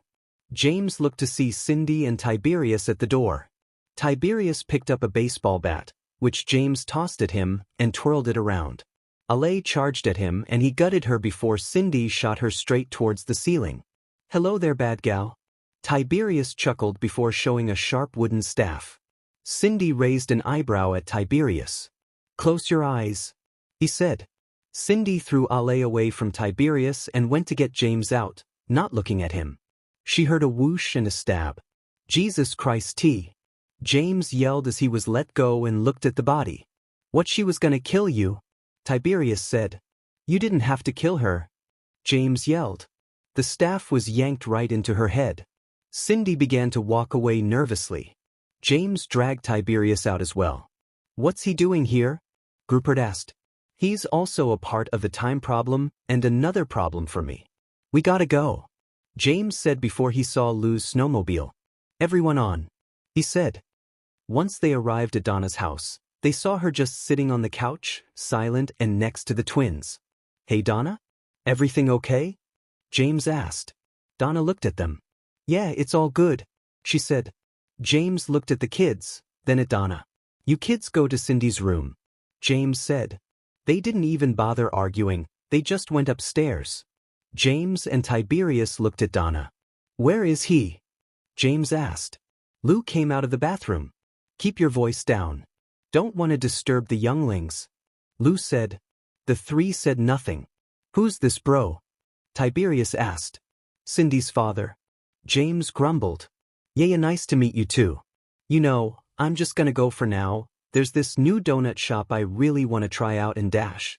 "No." The dudes looked at Donna. "What?" Lou asked. "Oh, I'm done waiting. I'm done fighting. We've been at this for hours, Lou, and I've gotten to the point that if I have to get my basic reasoning for why I don't want you seeing our kid, I might actually cut your hand off. Now please, if you step out of Cindy's life again, do not come back in a million years," Donna said before she walked off into the kitchen. Lou blew a raspberry and started to walk for the door. "Stop," James said. "I don't have time for a lecture, dashed," he said, opening the door, and James shut it himself by walking up. "I said stop," James said. Lou clapped his hands and still got out of the house and onto the porch, where James followed. "You know, we were doing just fine before you showed up. But if you want to be back, you'll have responsibility now, to them," James said. "Look, I'll still come down," Lou said. "Oh, bull. Cindy is not some coat that you hang in the closet and take it out when you're ready to wear it. Her life will go on, you gotta be there for her if you want to see it," James said. "Get off my back, twerp. You think I wanted this, it just happened." Lou snapped at him before rubbing his face. "Now when Cindy was a baby, I was scared that there wasn't enough money, Oh, cut the CRP alright. Cut it. 'Cause I've been. But I didn't run out on my family or friends, I've been there every day for them, and still counting, 'cause that's what a man does," James said. "Fine, James, you win. You're the winner. You're a better dad than I'll ever be," Lou said. The two fell silent. "Happy?" he asked. "Now how's about you ask Cindy what she wants with this?" he asked. James gave Lou a deadly look. "I'm not doing your dirty work," he said. Lou simply sighed. "Call her lucky, she got the dad everyone wishes they did," Lou said before walking off and getting on his snowmobile. "Then you're the one too many got," Tiberius called out before Lou drove off. Tomorrow, it was trial time. Anxiety was skyrocketing throughout the whole family. James was out buying a tuxedo. He grabbed a gray tuxedo. "This can go with a light button shirt, maybe even a purple tie," James said before he grabbed it and walked off. Silena and Adam had gotten a lawyer, Mr. Robertson, an Asian lawyer who was reaching his 50s. "Thanks for doing this last minute," Adam said. "It's okay, anything to help someone who's saved the world tons of times," Robertson said. David, Beth, and Valencia were all outside the courthouse talking with the judge. "So what are the outcomes if we win or lose?" Valencia wondered. "Well, it's simple, if Maggie drops the lawsuit or you win, the case is dropped and you can all move on with your life, but if you lose, lifetime in prison, small chance of probation, or even worse," she said. The adults looked at one another. "We'll take that into consideration." David said nervously. Beverly was watching Tiberius while Alex and Ash were as giddy as they could be. What are you two so excited about? Beverly asked. They must be planning some vacation SECBS? Tiberius said. You could say that. Alex smirked said. Beverly and Tiberius looked at one another. Maggie, Tim, Killian, and Justina and the evil Adam were all in the ship in the sky, as they were planning out an idea to take James down. So here's our current rundown. Maggie will distract James with the trial, Justina will use her army to wreak havoc amongst the city, Tim shall make sure no one gets in and out of the court building and sees said chaos, Killian will hack the tech inside so that they won't see the chaos on the news, and I'll do my own business. Dee explained. And what is that? Killian asked. You'll see. Dee said. Okay, so how do we strike with the demons? Maggie wondered. My demons follow my own command. They can kill, they can spare a child. Justina said. That's oddly specific. Killian said. What? Children are innocent, why kill them? Justina asked.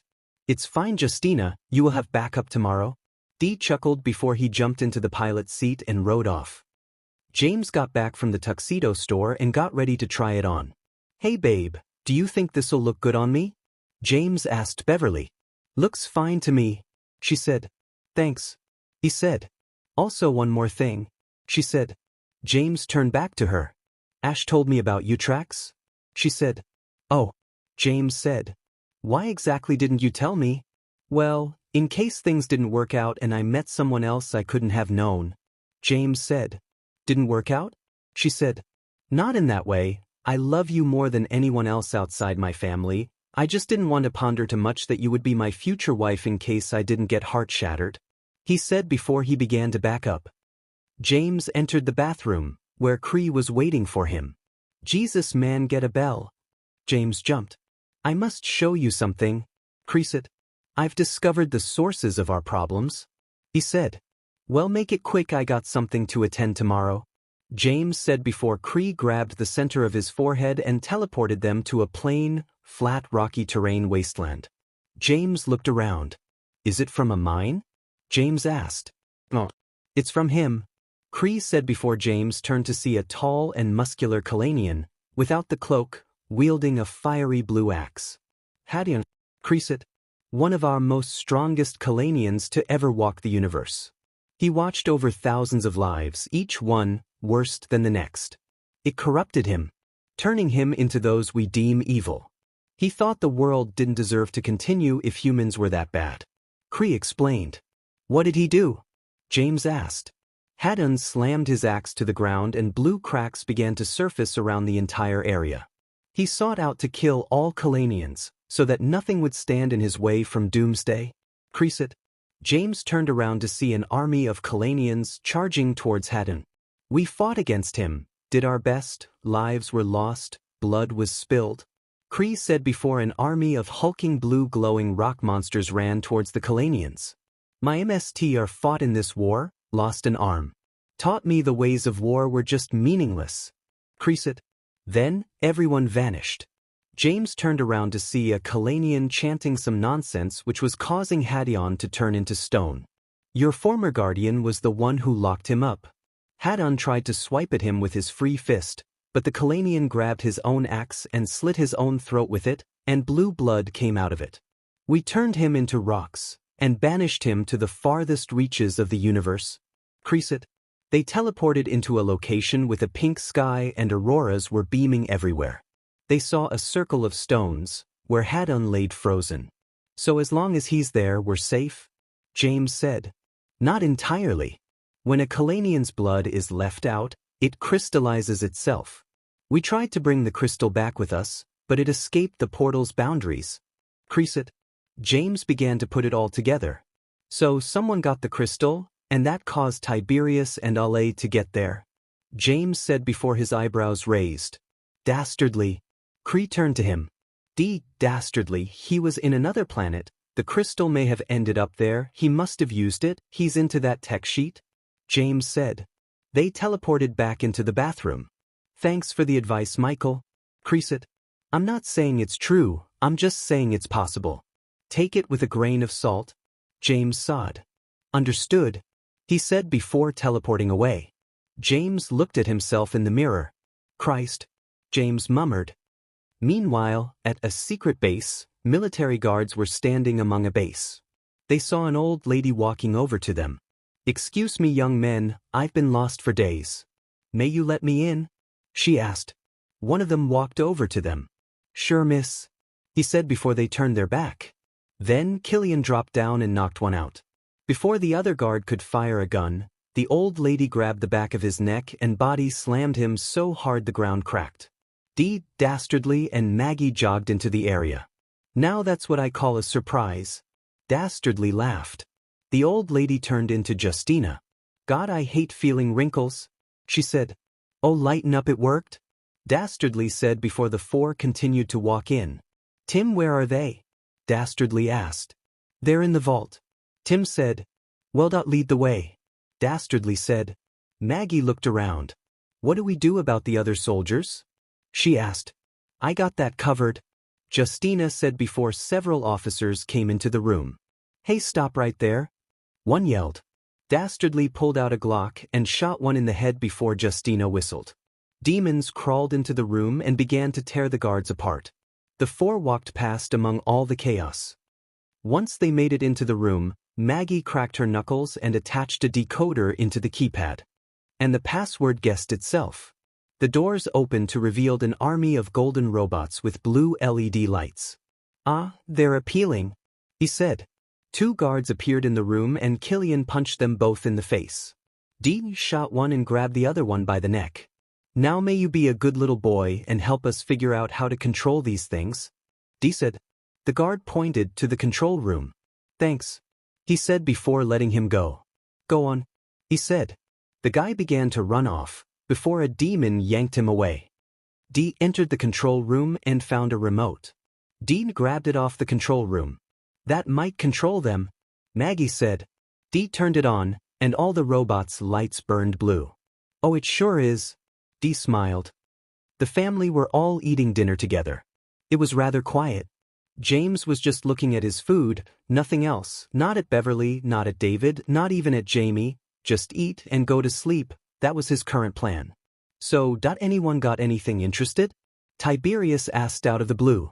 Everyone turned to him. What? We gotta lighten up the mood somehow.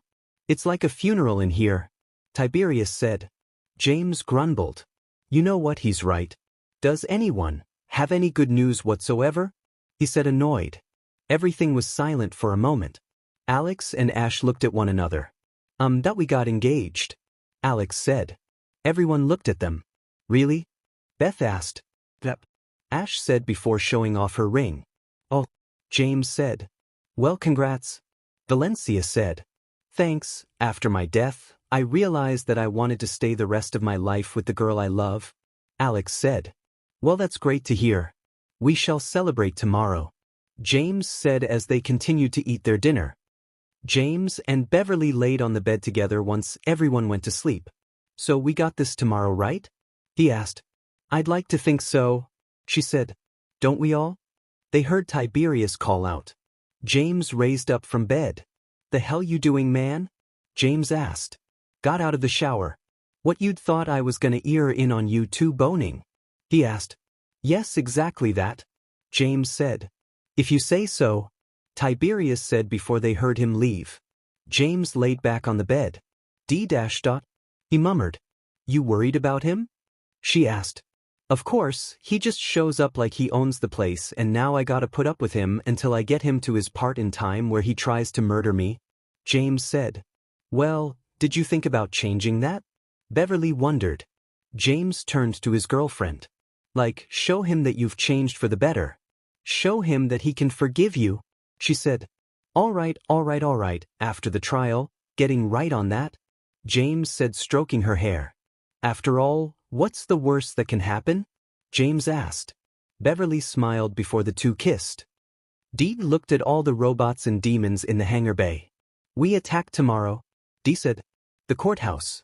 It looked like every other one, which was expected. James sat in the lobby, patiently waiting for the thing to start. Alex sat at his side.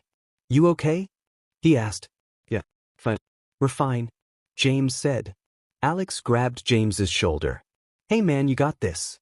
Just be honest and everything will be fine, Alex said. James patted Alex's hand after being silent for a moment. Okay, James said before he heard his name being called. The brothers stood up. Let's go, James said before the two walked off. Meanwhile, Killian, and Tim were in the ship, waiting for the plan to get into position. Everyone ready? D asked, monitoring the television signals. Killian said, about to lock off the entire courtroom when given permission. Tim said, demons are yearning for human blood. Justina said through walkie-talkie. A Morse code signal came from the computer. Maggie is ready. Dee smiled. Maggie placed her Morse code device in her pocket as she sat a row across from Silena, Adam, David, Beth, Ash, Beverly, and Valencia. James and Alex entered the courtroom and took a seat the row behind his family, and right next to Maggie. The judge entered the room. All rise, he said. They listened and did exactly that. While the judge was talking about some stuff, James shared a look with Maggie. Two people looked at each other. One with a deadly plan to kill the one ahead of her, and the other ready to face reality. Speak the truth, the whole truth, and nothing but the truth? The judge asked. James looked back at the judge. No reason not to, James said before he took a seat. Maggie also took a seat. Okay, so we're all here today to talk about Maggie Holtman's suing of James Michael, saying he was the one that caused the destruction of the city 4 years ago. Mrs. Holtman, may you give off something to support your case? She asked. Maggie stood up and dusted off her suit. Okay, Exhibit A, the car crash. Maggie said. A TV was pulled into the room and it revealed security camera footage of a road too familiar to the family.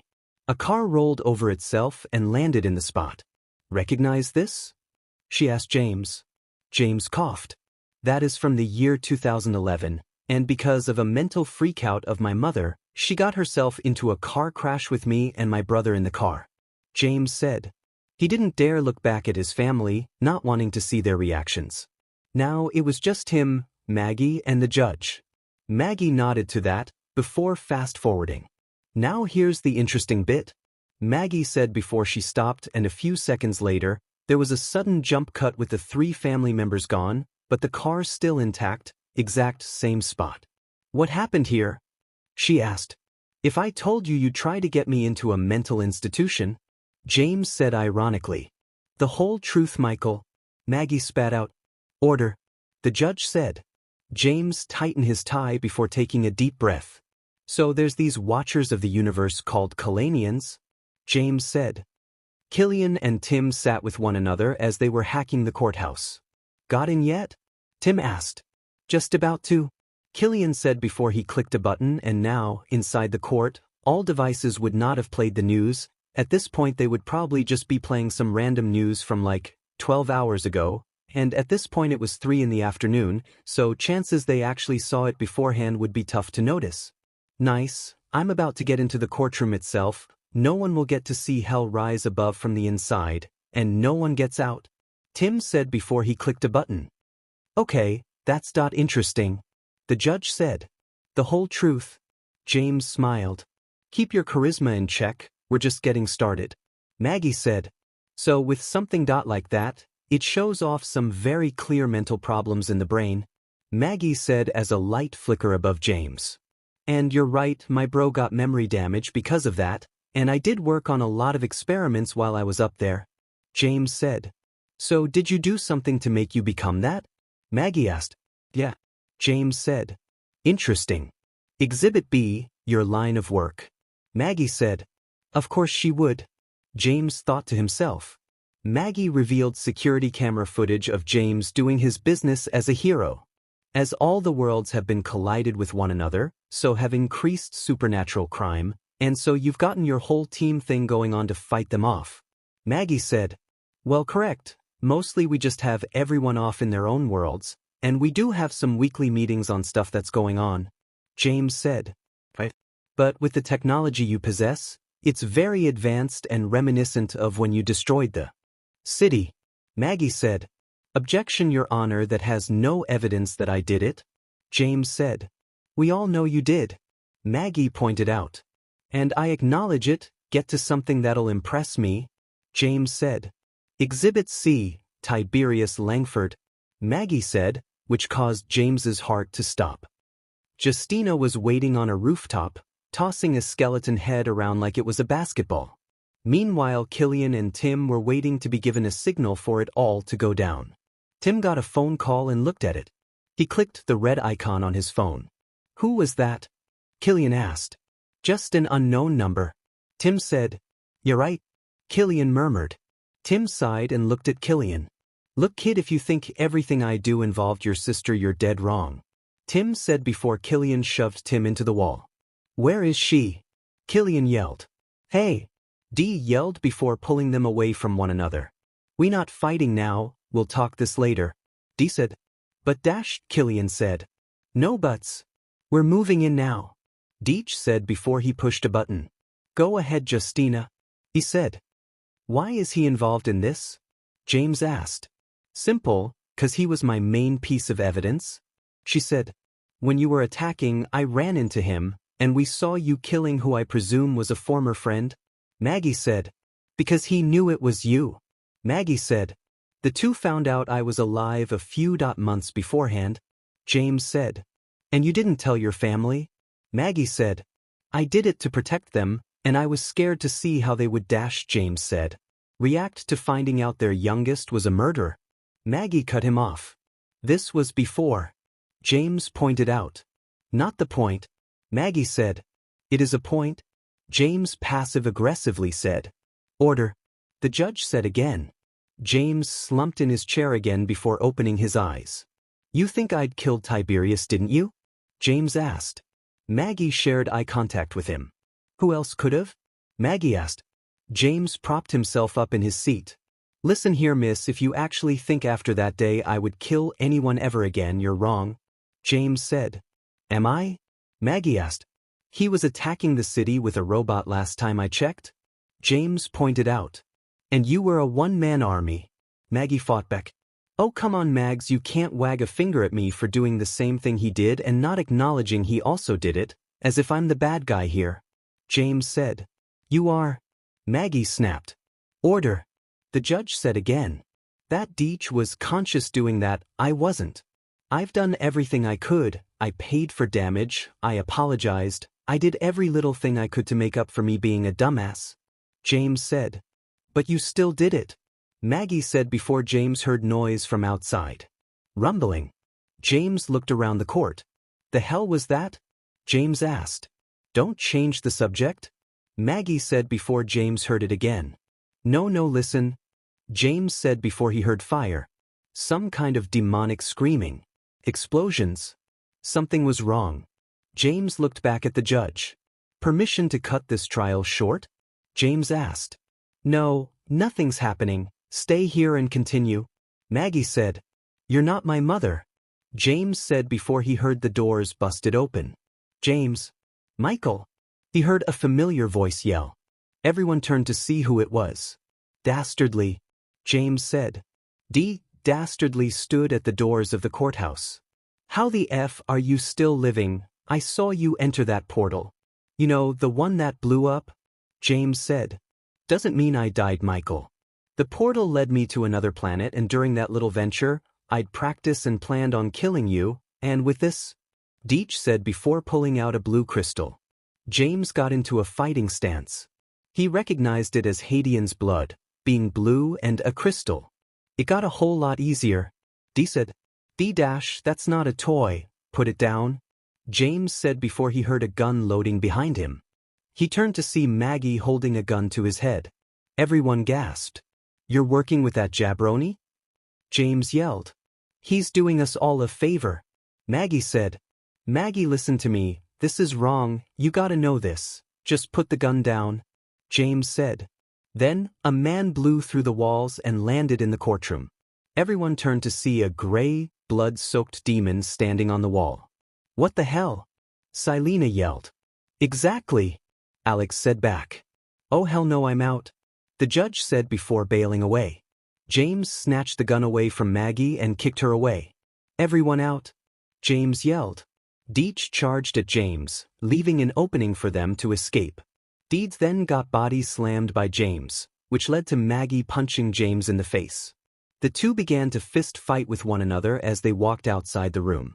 Maggie shoved James into the wall, and the demon charged at James.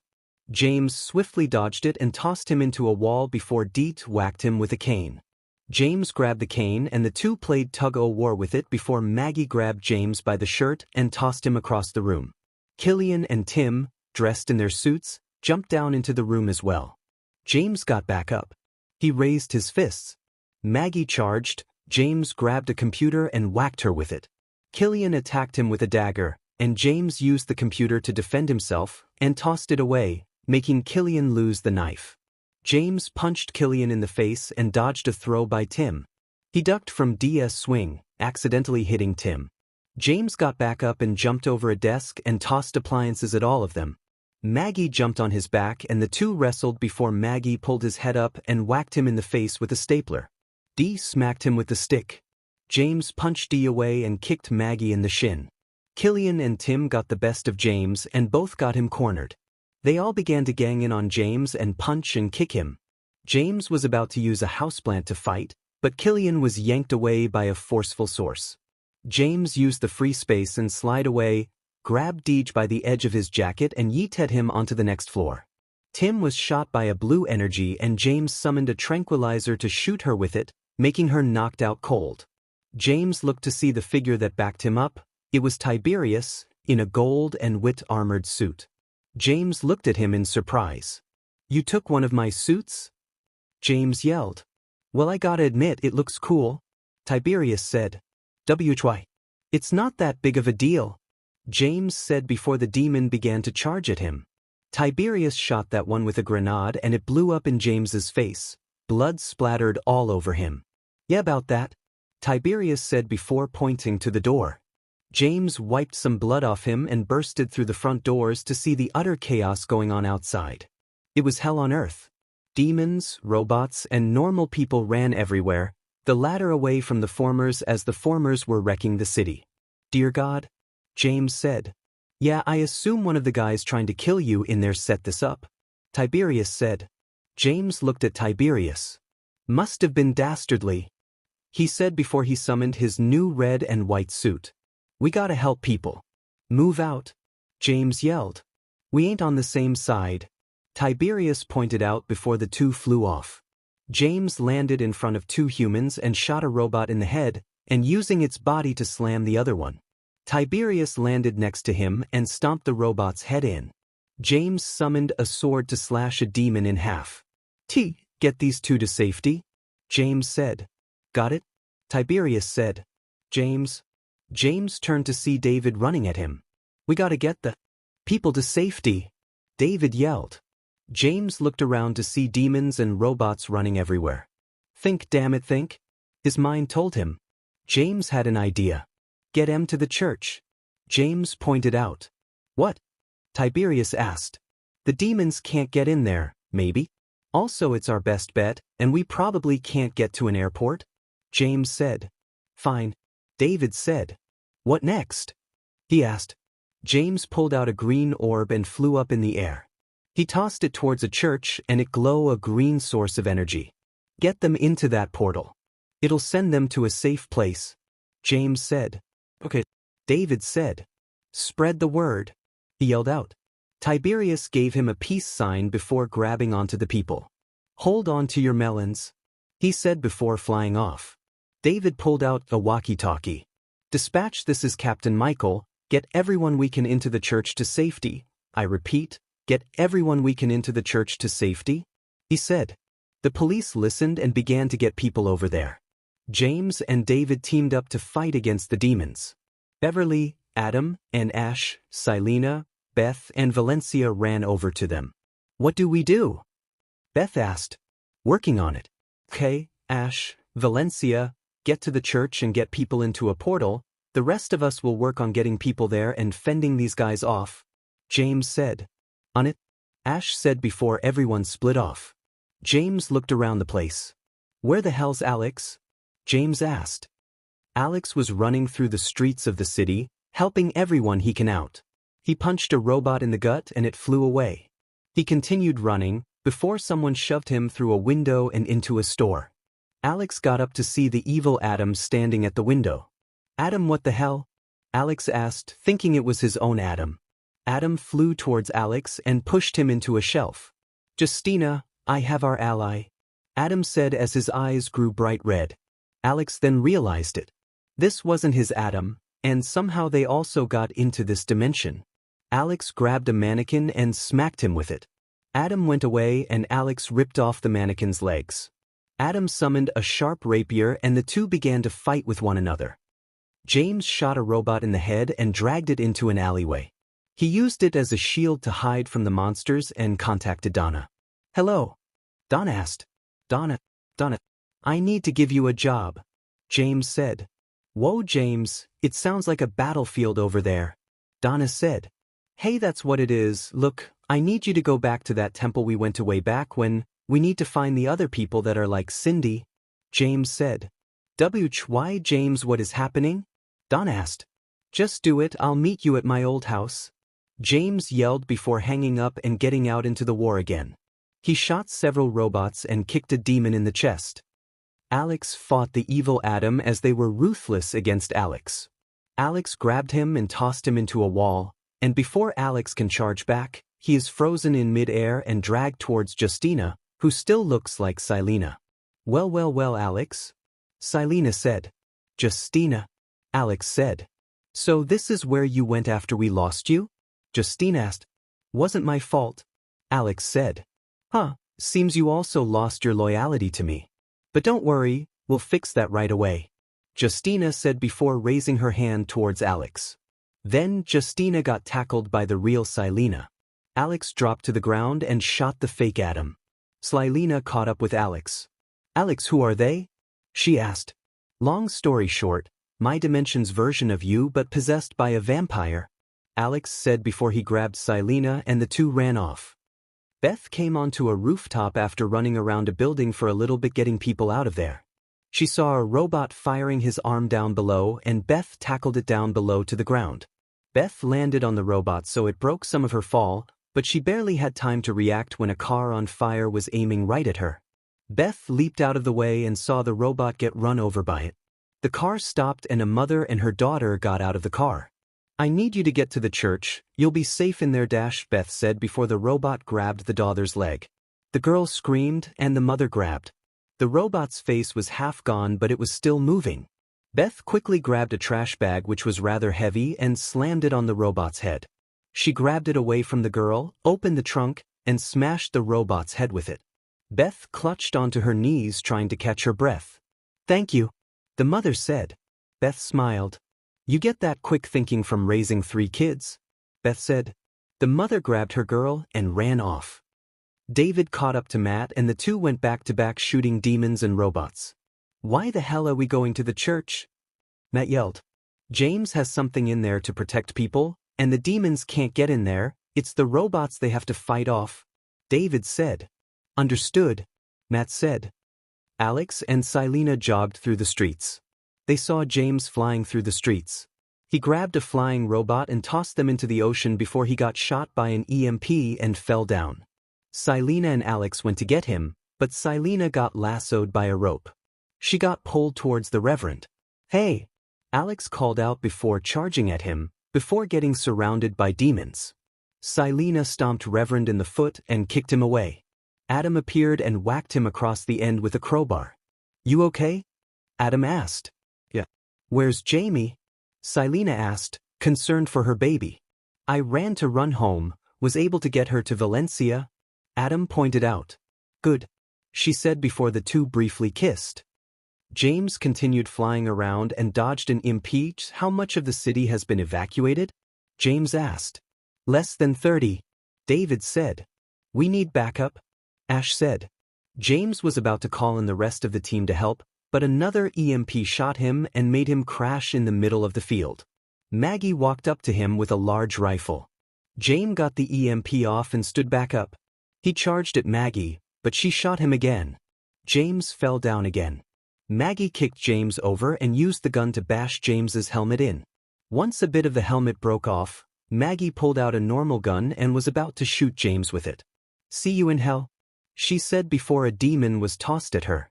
James got up to see Tiberius. Tiberius cracked his knuckles.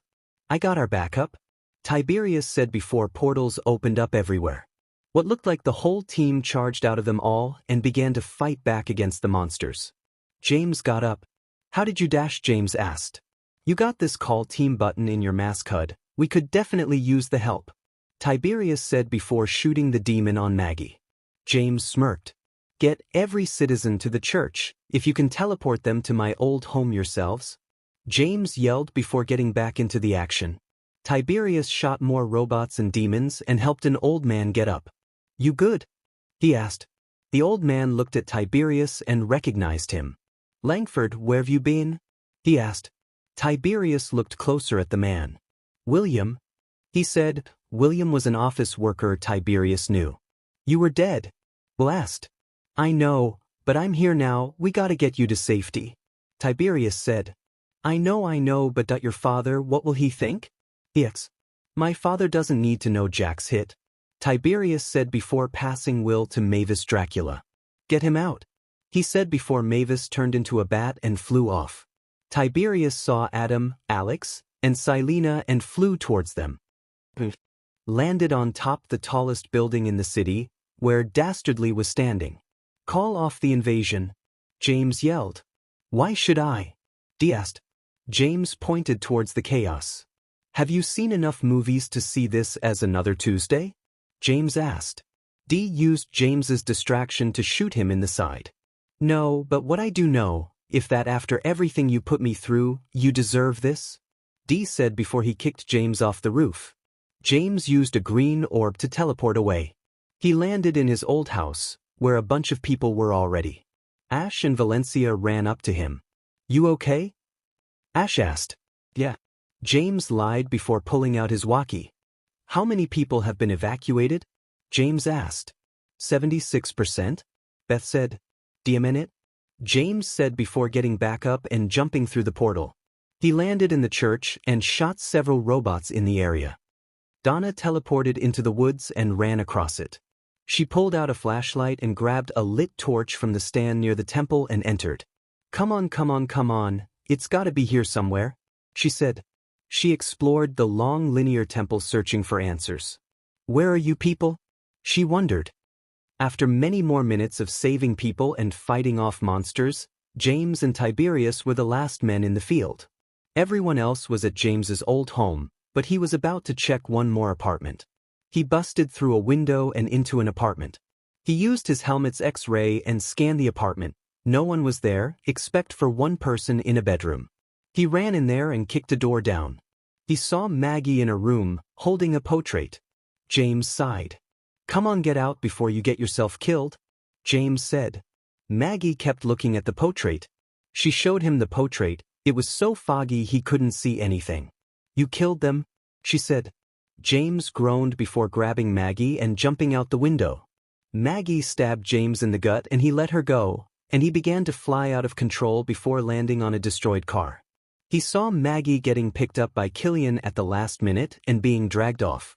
Tiberius ran to check on James, but saw Maggie in the window of the plane. The two shared eye contact, with Maggie looking surprised to see him as the plane flew off. "You dead?" Tiberius asked, not looking at James. James rolled off the car as demons and robots began to surround him. "Maybe. But not for long," James said. James closed his eyes, accepting his fate, before a green energy source froze everything, then a purple one sent them all away. James turned to see Cindy floating in the air.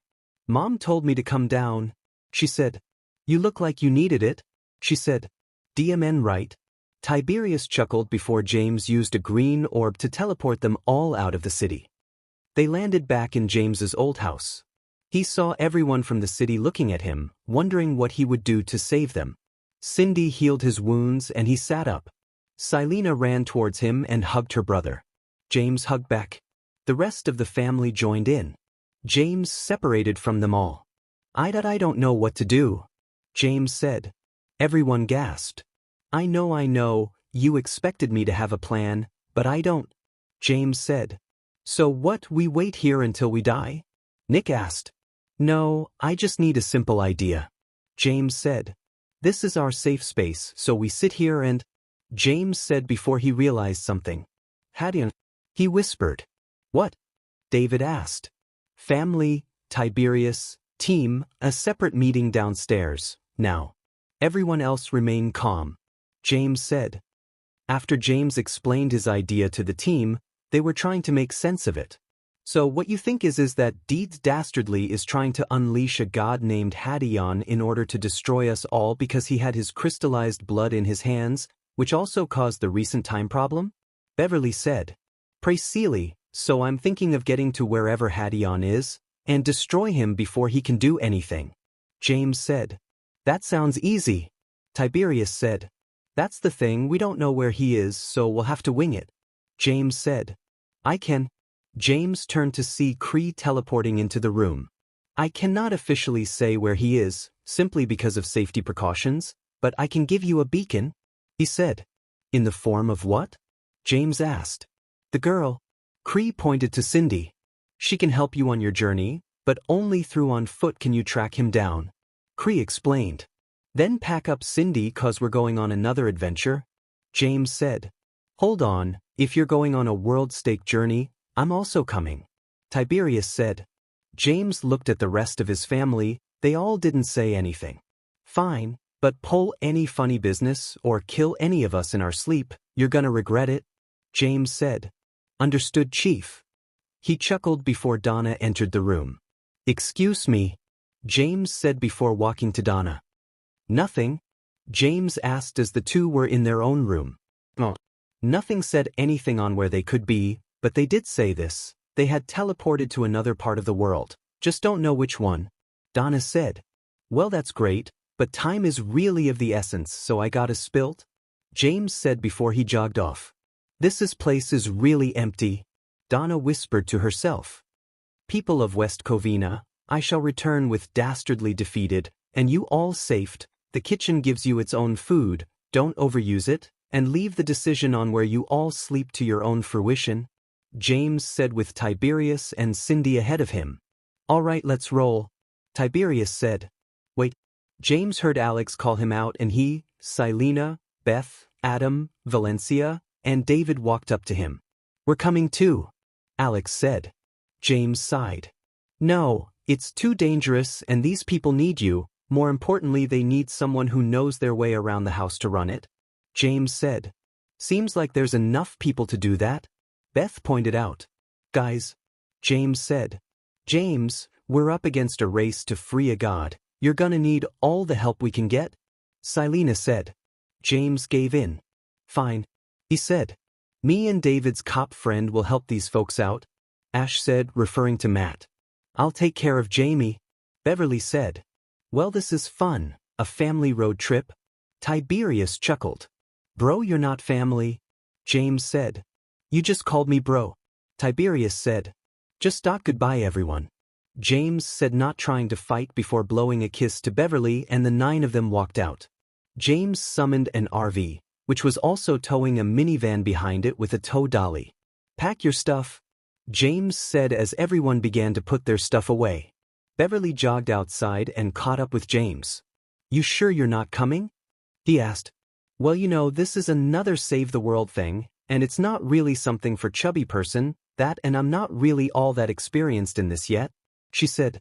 You're not that fat, same with me, but you're my plucky girlfriend, James said before the two actually kissed. Hey Romeo, your chariot awaits, Tiberius said. James sighed. Remember James, show him you've changed, Beverly said. James smiled before walking off. Silena got out and passed Beverly a list. Here's the requirements for watching Jamie, take care of her, Silena said. I will, she said. You better, otherwise she'd break every bone in your body, Adam called out. Beverly raised an eyebrow at Silena. Maybe a few. She laughed before getting on. Tiberius jumped down and walked over to Beverly. Quick question, just you and me, what the hell do you see in James?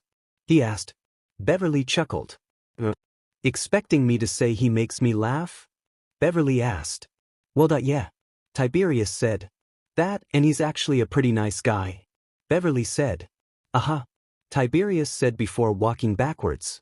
And I'm great at doing the 5-second warning to get on or bet off. James said before Tiberius jumped into the RV. James closed the doors. Alex laid on the couch, Silena and Adam sat at a table, Valencia and David sat at separate chairs, Cindy sat on the massive bed in the back of the RV, and Beth and James were in the front seat together, with James driving and Beth as the passenger. Tiberius got Alex to scoot over and the two sat together. Okay, forgetting anything? James asked. Oh shit.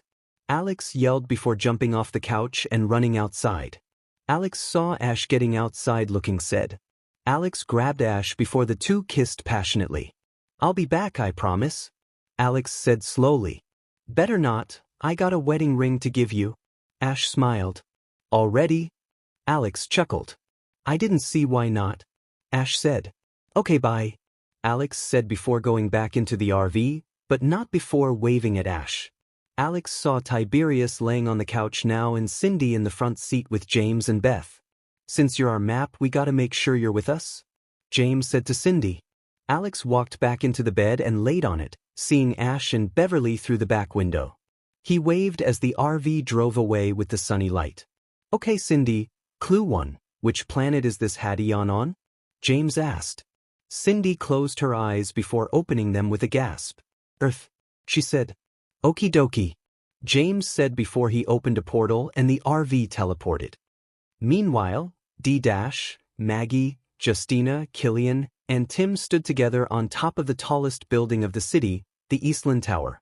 So, city domination was a success. Dee said. Now what? Tim asked. Simple, we rat out Michael and exterminate him. Dee said. Everyone nodded and walked off, except Maggie. It's okay, Maggie. Soon your revenge will be given, nice and slowly. He smiled. Maggie nodded before she walked away, leaving Dee alone. I should really shave actually, he said. The RV teleported into the middle of a random empty road. Where are we? Adam asked. James pulled out his phone and looked at the map. Kansas. James said. Why are we here? Beth wondered. To get away from home for 1 and 2. James said before he pointed at a chapel. We're in the center of the States? He pointed out. A beat went by. Why? Tiberius asked. Because we don't know where this guy is, so we're just going to wing it. All right, Sia, and which way do we go? James said. Cindy closed her eyes again. Straight, she said. James began to drive off to their destination. It was silent for a short while, as the family wasn't talking with one another. Okay, let's play a game, I spy with my little eye. James said. Focus on the road. Beth said. James stopped himself and slumped in his seat. No one's even close. He said. I can get a little fun. He said. But what if a car does show up, or one of those electric cars? Beth said. Electric cars aren't silent, Mom, pretty much the opposite. James said. As the two were bickering, Tiberius groaned to himself before he was walking to Alex, who was fiddling with his wedding ring. So you're getting engaged to that porcupine girl? Tiberius asked. Yeah. Alex said. No offense, but you seem a little young to do that. Tiberius said. There's no law saying you can't get married at 23, also, I feel like she's the one to do it with. Alex said. Tiberius said. The two fell silence. So how's this a see with her? Tiberius wondered. Get out. Alex said. But how does it work? He asked before Alex showed him the door. Tiberius sighed before standing up and walking out. The family continued to drive. James and Beth were still road bickering, and Silena stood up and walked up to them. Okay, Mom, how's about we swap spots? I'll take shotgun duties. Silena said. But Beth said before she cut herself off. Left. Cindy said. James took a left into a different road and continued driving. Beth grumbled something to herself before standing up and walking into the back. She sat with Valencia, who was playing a game of Uno with David. It's fine, B, they're adults now, they can handle it. Valencia said. And the ludicrous amounts of stress they already deal with on top of being young adults. David said. I know, but the thing is. Beth said before stopping herself. James hasn't really been taught to drive. He has a license, but he has a lack of practice. And I'm scared the dash. Mother, promise me. James said, turning his head back. I've driven plenty of times, dimensions, dinner dates, the works. I can drive to Georgia with little to no dash, James said. Train. Silena yelled. James stomped on the brakes and the car screeched to a halt, causing Alex to fly out of the bedroom, and James saw an empty road ahead of him with no train in sight. James looked out the windows. They weren't on train tracks. Silena laughed at that while James gave her a grouchy look before continuing to drive. I was being careful, James pointed out. I think I pulled something, Alex said on the floor. Meanwhile, Dastardly and Tim were both looking through a map. Where is the gateway to the Kalanians' world? Dee asked. It's not that easy to find, sir. We're dealing with these godlike creatures. Finding them is like trying to find a T-Rex nowadays. Tim said. But you can't find those? Dee said. Exactly. Dee ignored the comment before he continued to look through the map. Is there any clues in the place? Dee asked. I don't know. It's not like there's a book on this sheet. Tim said. Dee raised an eyebrow. He pulled out his phone and looked it up. It does exist. Dee yelled. Really? Tim asked. Yeah.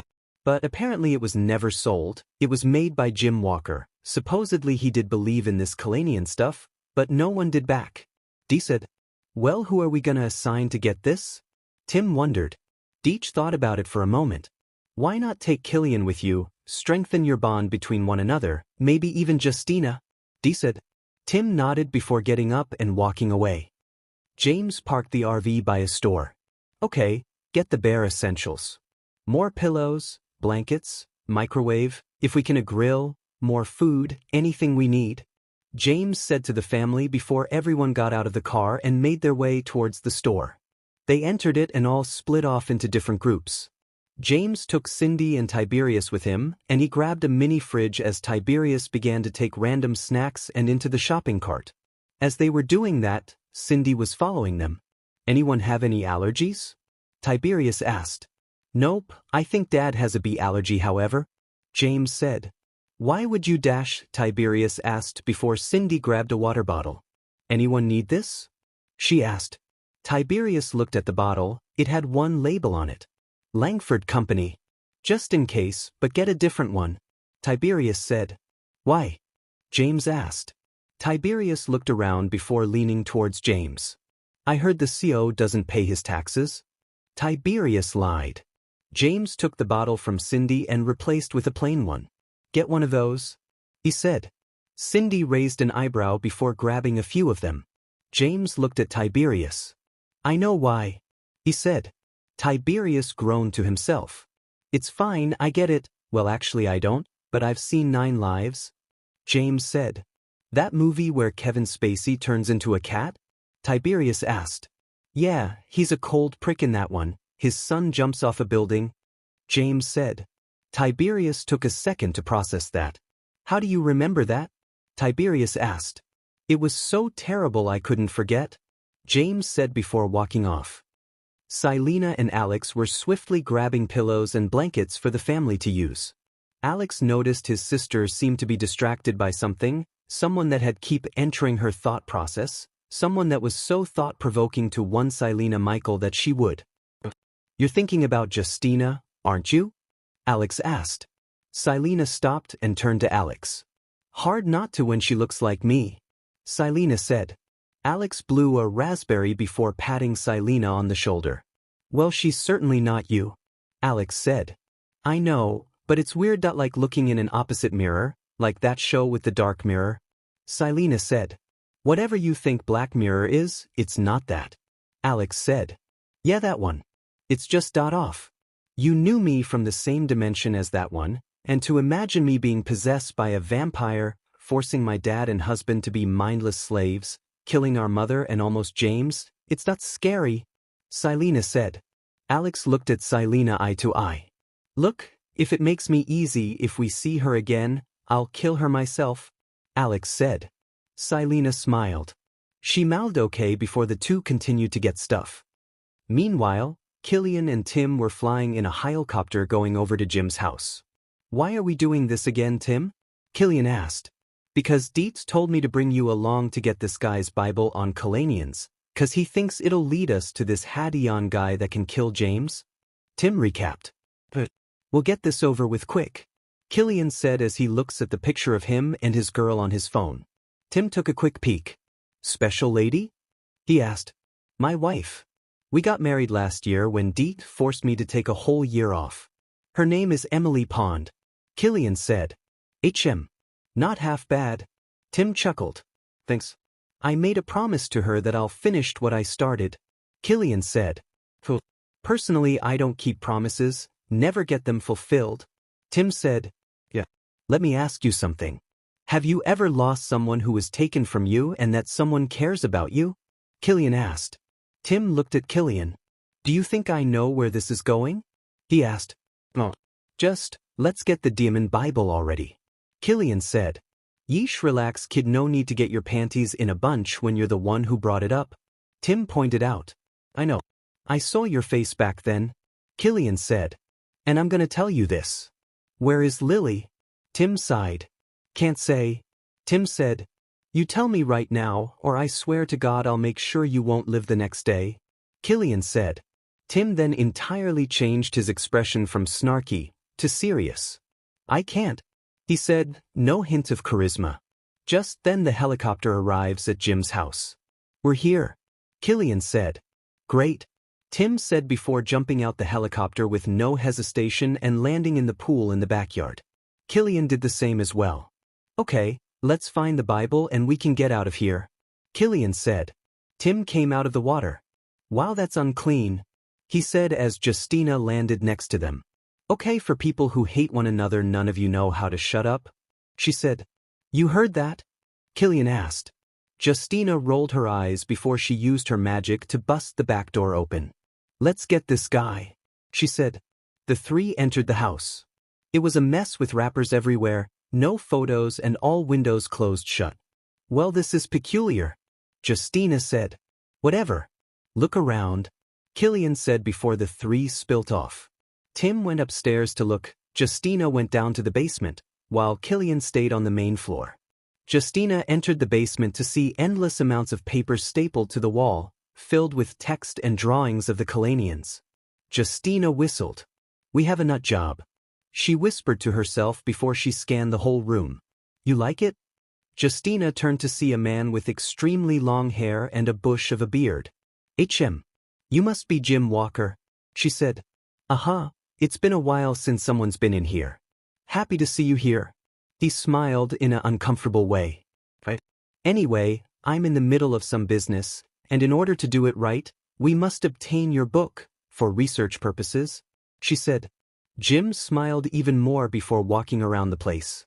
He began digging through the copious amount of stuff everywhere. "You know, it's an honor to have you take it. I still remember seeing them like yesterday. A car had crashed on the road, a little boy was screaming, and the Kalanian took them away.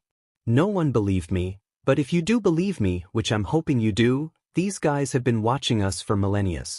Pretty much the beginning." Jim went on and on before finding a large, thick book and placing it in Justina's hands. Justina smiled before Jim turned away to get another sheet of paper. Justina then pulled out a sword and tossed it at his head. It trudged through and he fell dead, quick and painless. Justina looked around the place and used her magic to get the rest of the pages.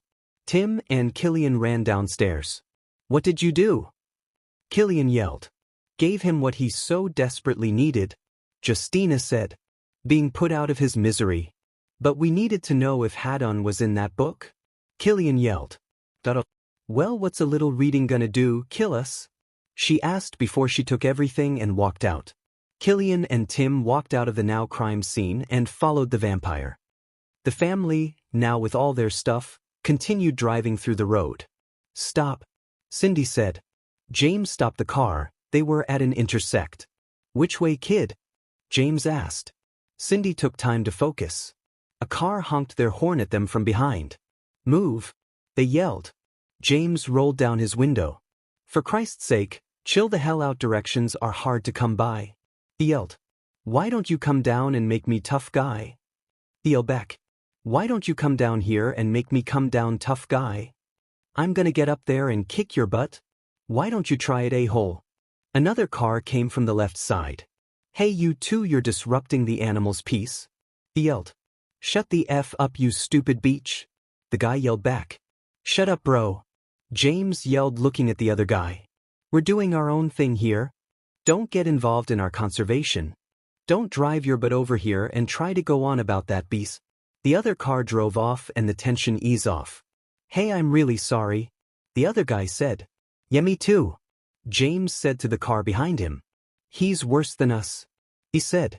Yeah, he's our rival now. Beer's on me. James said. Left. Cindy said. All right, later man. James said before he drove off.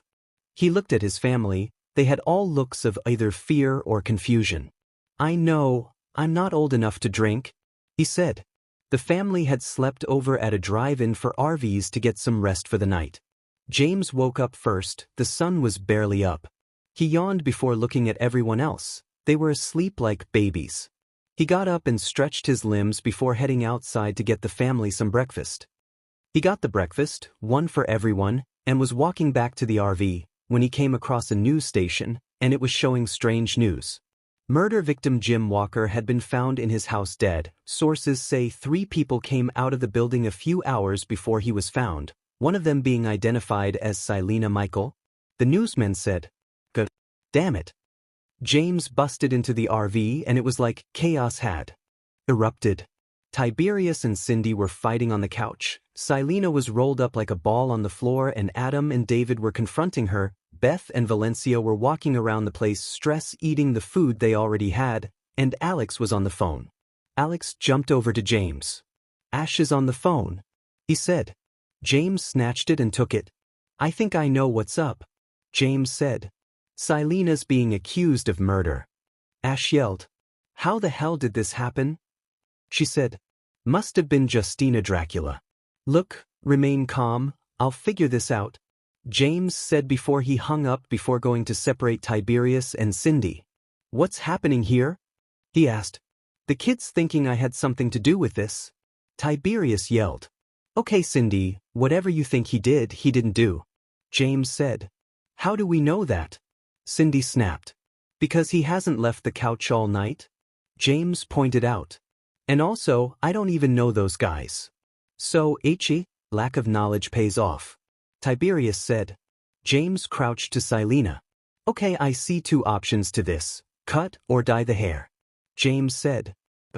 Definitely, Selena said fast and serious. James hopped into the front seat and drove off. Dee watched the news from a TV screen when Killian gives Dastardly the Bible. Here you go, he said. Splendid, and better yet you got eyes on the family again, so now we have more allies to help us in our venture, Dee said before opening the book and starting from the first page. While she was waiting for them to come back, Selena was in the car with Adam and David. How did Justina even get here? Adam wondered. Probably because of that crystal thing Dee showed off, David guessed. Yeah, probably. Selena cringed. Adam looked at his wife. You okay? Adam wondered. No, just finally seeing what James saw me as for years after we disbanded, Selena said. Since her James and Alex now were from alternate dimensions, she never truly knew who their version of herself actually was like, but now she definitely did. You're worried that they see you as that? He asked. No, but she corrupted all of your minds and killed Mom. Just seeing her, thinking about it makes me sick, Selena said. Selena, you're better than that. I raised you to be this wonderful girl, even after we lost everyone else, and look at yourself, you have a kid now, your own family and life ahead of you. There you was corrupted by a vampire, and was taken over by her, became a killing machine. You will never be that, David told her. Selena looked at her father and silently nodded. James and Valencia came out of the store with several bags. Okay, several hair colors, red, blue, green, white, black, blonde, the works, choose, James said. A blonde? She wondered. Okay, he said before summoning a mask and dragging Selena into the bathroom. Hold your breath, he said before closing the door. A few minutes later, James came out and so did Silena with blonde hair. James sat back in the driver's seat, he rubbed his face, they were in a bigger pickle than before. James pulled out his phone and contacted Beverly. Yeah? She asked. Bev, I need you to make a call, James said. Meanwhile, Justina was watching the news reports as if she was looking at army veterans arriving home from war. She felt happy, seeing her enemies' plan fall apart like dominoes. They would have to pull off amazing odds in order to get this fixed within the next few days. Then she felt a lump in her throat. Justina coughed before she tried to walk off, then her body heat increased massively and she dropped to her knees. She crossed her arms together in a burning pain and her eyes glowed a bright red. Stay in, she murmured in a demonic voice before her energy bursted out of her before charging back in at full force. Then, Justina regained control of the body and stood back up. She dusted off her clothes and walked out of the room. Beverly was looking throughout the basement to find what she needed to find up P. Matt came on down. Whatcha looking for? He asked. It's this gun, Beverly said. James told me to find it. But only thing is that it's back home, and we're risking on getting found in there, and also I don't have a portal to get there. She explained. Matt said before pulling out one. Caught this guy in the air finding it? Matt said. Beverly smiled and took it. You're a hero, she said before tossing it into the air and jumping into it to enter their basement. She quickly got the gun and began dragging it in, but she stopped and looked at a photo of her and James at the beach. She smiled and took the photo, wanting it to survive just in case something happens to the house, and drags the gun into the basement.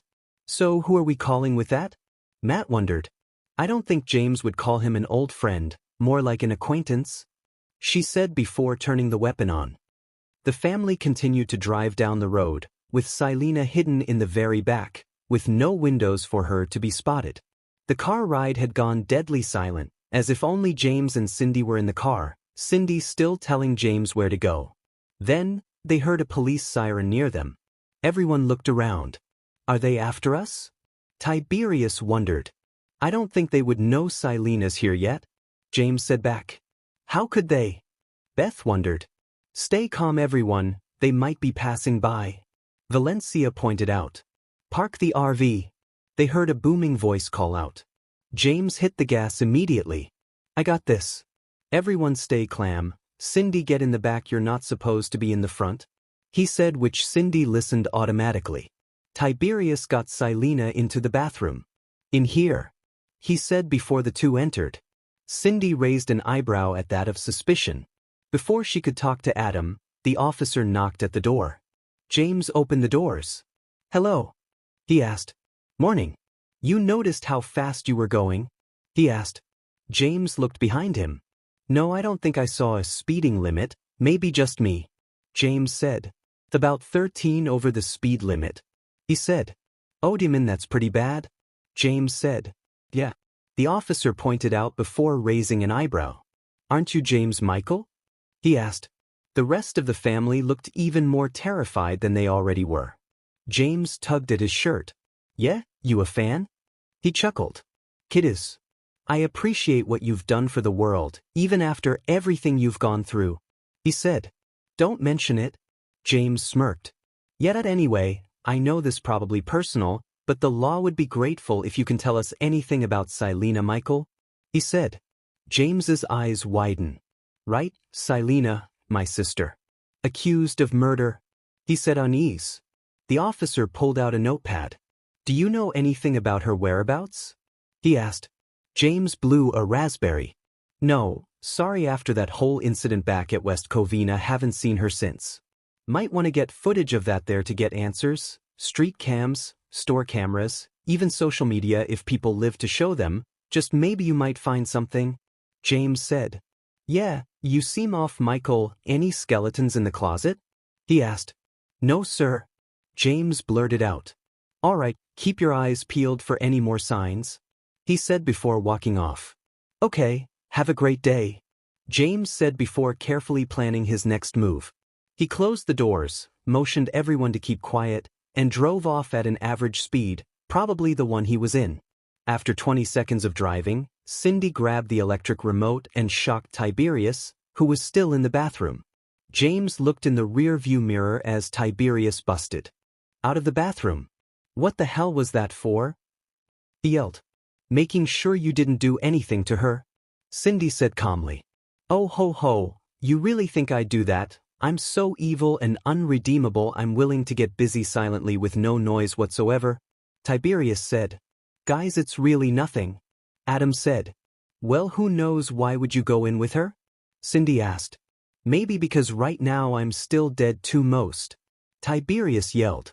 "Fair enough, but at this point people must think you're alive, especially after the war back there," Cindy said. "Oh, really, kid, you're acting like you've got a completely clean record?" Tiberius said. "I mean, he's not wrong," Alex pointed out, which causes a punch in the arm from David. "At least I'm not you," Cindy yelled. "Well, I have to be here to help with the hat-on BS, but guess what, I'm stuck with your crazy butt," Tiberius yelled. "Don't make me get back there," James screamed suddenly, looking them dead in the eyes. Everyone stopped and looked at him. "Listen, you're stuck with him, you're stuck with her, PRD, end of discussion. You both came here at your own will, so please try your best to get along, and try not to kill each other," James yelled. He looked back at the road and continued driving. "God, you're both effing babies," he murmured. "I'm 8, Cindy said. "Not the point," James said before he got a text from Beverly. "He's on his way," she texted. "Great," he said before continuing to drive. Meanwhile, Dee is still at the book, waiting to find the page of Hadian's location. He wasn't even a quarter into the book. "Ugh, this is taking too long," Dee said before pulling out a walkie-talkie. "Killian, help me with the book, I can't read it alone," Dee said, thinking about taking shifts. Nothing. Radio static. "Killian," he said again. Still nothing. "Killian, stop pleasing yourself and get in here," Killian yelled. "Dastardly?" Tim called into the radio. "What, Tim, where did you get this radio?" Dee asked. "It was on the bed." "Killian's not in here. In fact, I think he left a while ago," Tim said. Dee raised an eyebrow. "Why?" he wondered. "I don't know, might be going after the family without your permission," Tim said. Dee sighed. "Great." The family had made a pit stop at a gas station that had a convenience store right next to it. It was nearing sunset, as they have been driving around for the whole day. "Okay, any of you can get something in there, I'll refill the tank," James said. "I can take Cindy if you want," Valencia said. "Sure, you do that," James said as the girls walked out, along with Alex and Tiberius. James hopped out of the car and pulled out money to pay for gas. He pulled out the gas pump and began filling the RV. Beth came out of the car. "You okay?" she asked. "It's fine. Just thinking about how expensive this sheet is," James said. "No, about earlier today," Beth said. James then realized what she meant. "Yeah, sorry about that, those two are difficult to deal with," James said, referring to Tiberius and Cindy. "Tell me about it. I remember when you and Tiberius were younger, as rowdy as bandits," she said. "Pretty much," he chuckled. "But we certainly went down different paths. I know this is very stressful for all of us. You can tell me," Beth said. "Why say it if we all know?" "God, I'm sounding like an actual parent," James said. "Hey, me and your father were good," Beth said. "Not the best," James pointed out. "And I admit that," Beth said. "Look, can we just move on from this?" James asked. "Okay, fine if you want to," Beth said. The two fell into silence again. "You know, I wouldn't mind if you and Bev dash." "Not yet. Just not yet. With everything going on, I just want to take it slow," James said. Beth gripped her kid's shoulder. "You do how you do." Then, Adam knocked on the door. James, we got a problem," he said. James and Beth looked at the store and saw Killian in his armor, walking towards it with a Glock. James grabbed his mother and hid by the front of the RV. James motioned Beth to stay there and summoned his armor and flew straight for him. He tackled Killian and the two tumbled towards a telephone booth. James grabbed the man and shoved him into it. "How'd you find us?" James asked. "I simply followed you," Killian chuckled. "For how long?" he continued. Killian grabbed James and slammed his head into the telephone multiple times before dropping him down. He dropped him to the ground and used his electric staff to bust the doors of the convenience store down. He spotted Valencia and began shooting at her, and she hid behind an aisle along with Cindy. Killian began to reload his gun, but Alex shoved him into the front counter and the two began to fight. The front desk clerk hid behind the two in fear. Alex grabbed a cardboard box filled with bubble gum and smacked it in Killian's face. Killian grabbed Alex by his collar and tossed him across the floor. He spotted Cindy running towards the freezers and began to walk towards that way. Valencia used an entire gallon of milk to smack him in the face, causing the milk to fall everywhere. Killian kicked Valencia away before he himself slipped on the milk. He got back up and walked towards the freezer to be met with Tiberius slamming a glass door in his face, causing his helmet and the door to crack slightly. Killian shoved the door back as he and Tiberius began to fist fight. Tiberius picked up a jar of cheese ball and dropped them on the ground. Killian simply crushed them on the ground. Tiberius then grabbed a king-size chocolate bar and smacked him with it. Killian used his staff to make Tiberius fly across the area. James got back up and took off his helmet to rub his face. He then flew into the room and kicked Killian into the walls. The two began to fight with staffs as Valencia got Cindy out of there. Beth and David met with them at the entrance. "You okay?" Beth asked nervously. "Yeah," Valencia said. Killian grabbed James and tossed him at the front desk. James gave the guy behind the desk a $100 bill. He got back up and went to fight Killian, before a car rammed into the store and crashed into Killian. James coughed some dust away and looked around. "Tiberius, Alex, you all right?" he asked. "Yeah," Tiberius said before the person got out of the car. A person with blue hair, green eyes, and white skin. "Lorcan?" James said. Meanwhile, Maggie was standing out on the patio alone. Justina walked out. "Tired of Dastardly ranting about how he's not even halfway through the book?" Justina asked. "Only heard that once," she said. "Feels like thousands of times to me," Justina said. "It's a long book, I'll give the guy credit for getting that much info out of basically nothing," Maggie said. "Probably mostly made up anyway," Justina guessed. The two stood together and looked over the city. "It's strange seeing this city so empty after living here all my life," Maggie said. "I guess it's also technically advanced than anything I saw before I was locked in that crystal for centuries," Justina said. "The body you have, isn't that James's sister?" Maggie asked. "Why, yes, this wonderful body is her own. Hence why she's framed for murder. And also, the main reason I'm even here is to get to her world's brothers and kill them. So she can lose every connection she's ever had," Justina said. "So where are my world's versions of James and Alex?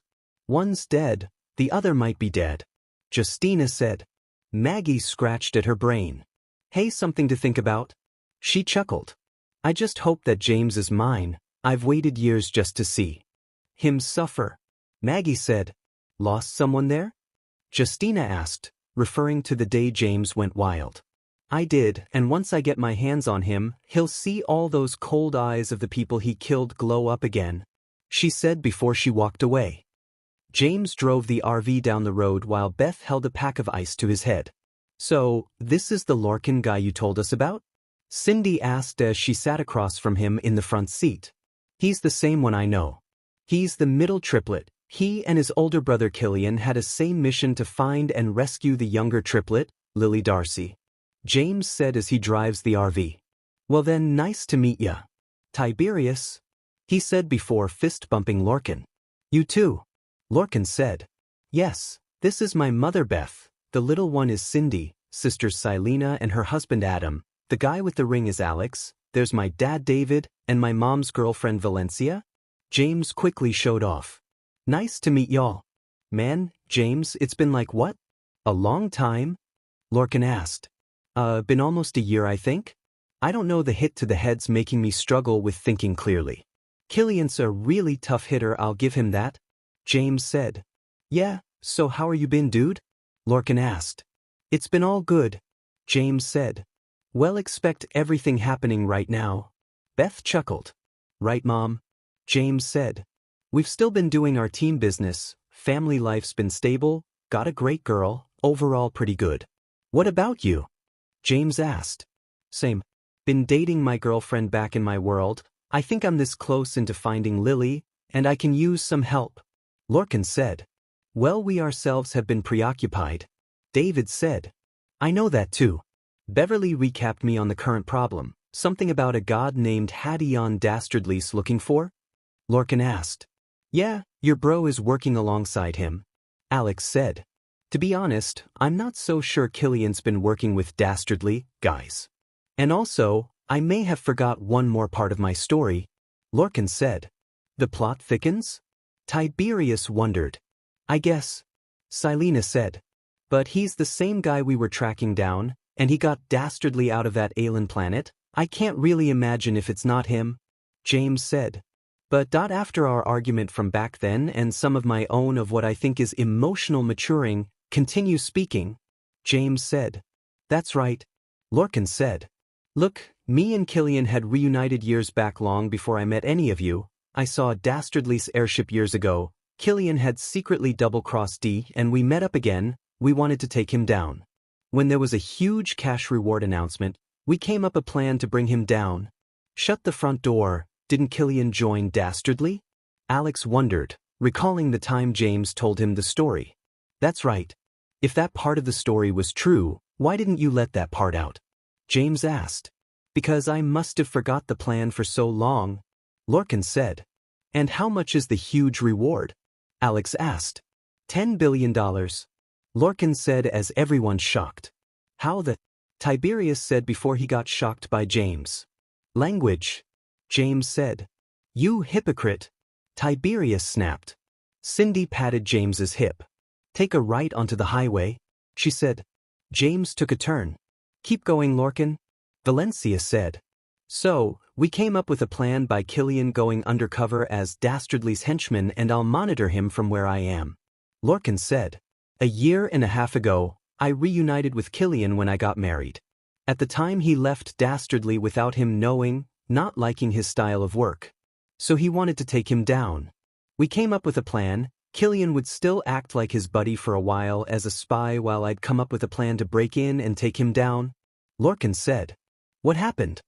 Silena asked. Well, sometime between it all, Killian had swapped back to his side again. So the night I planned to go in, he had prevented me.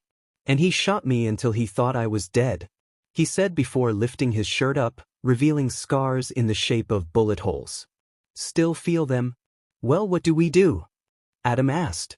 Keep going even if we can't win. James said. Killian was walking across the side of the road as snow began to fall down from the night sky. Then his phone began to ring.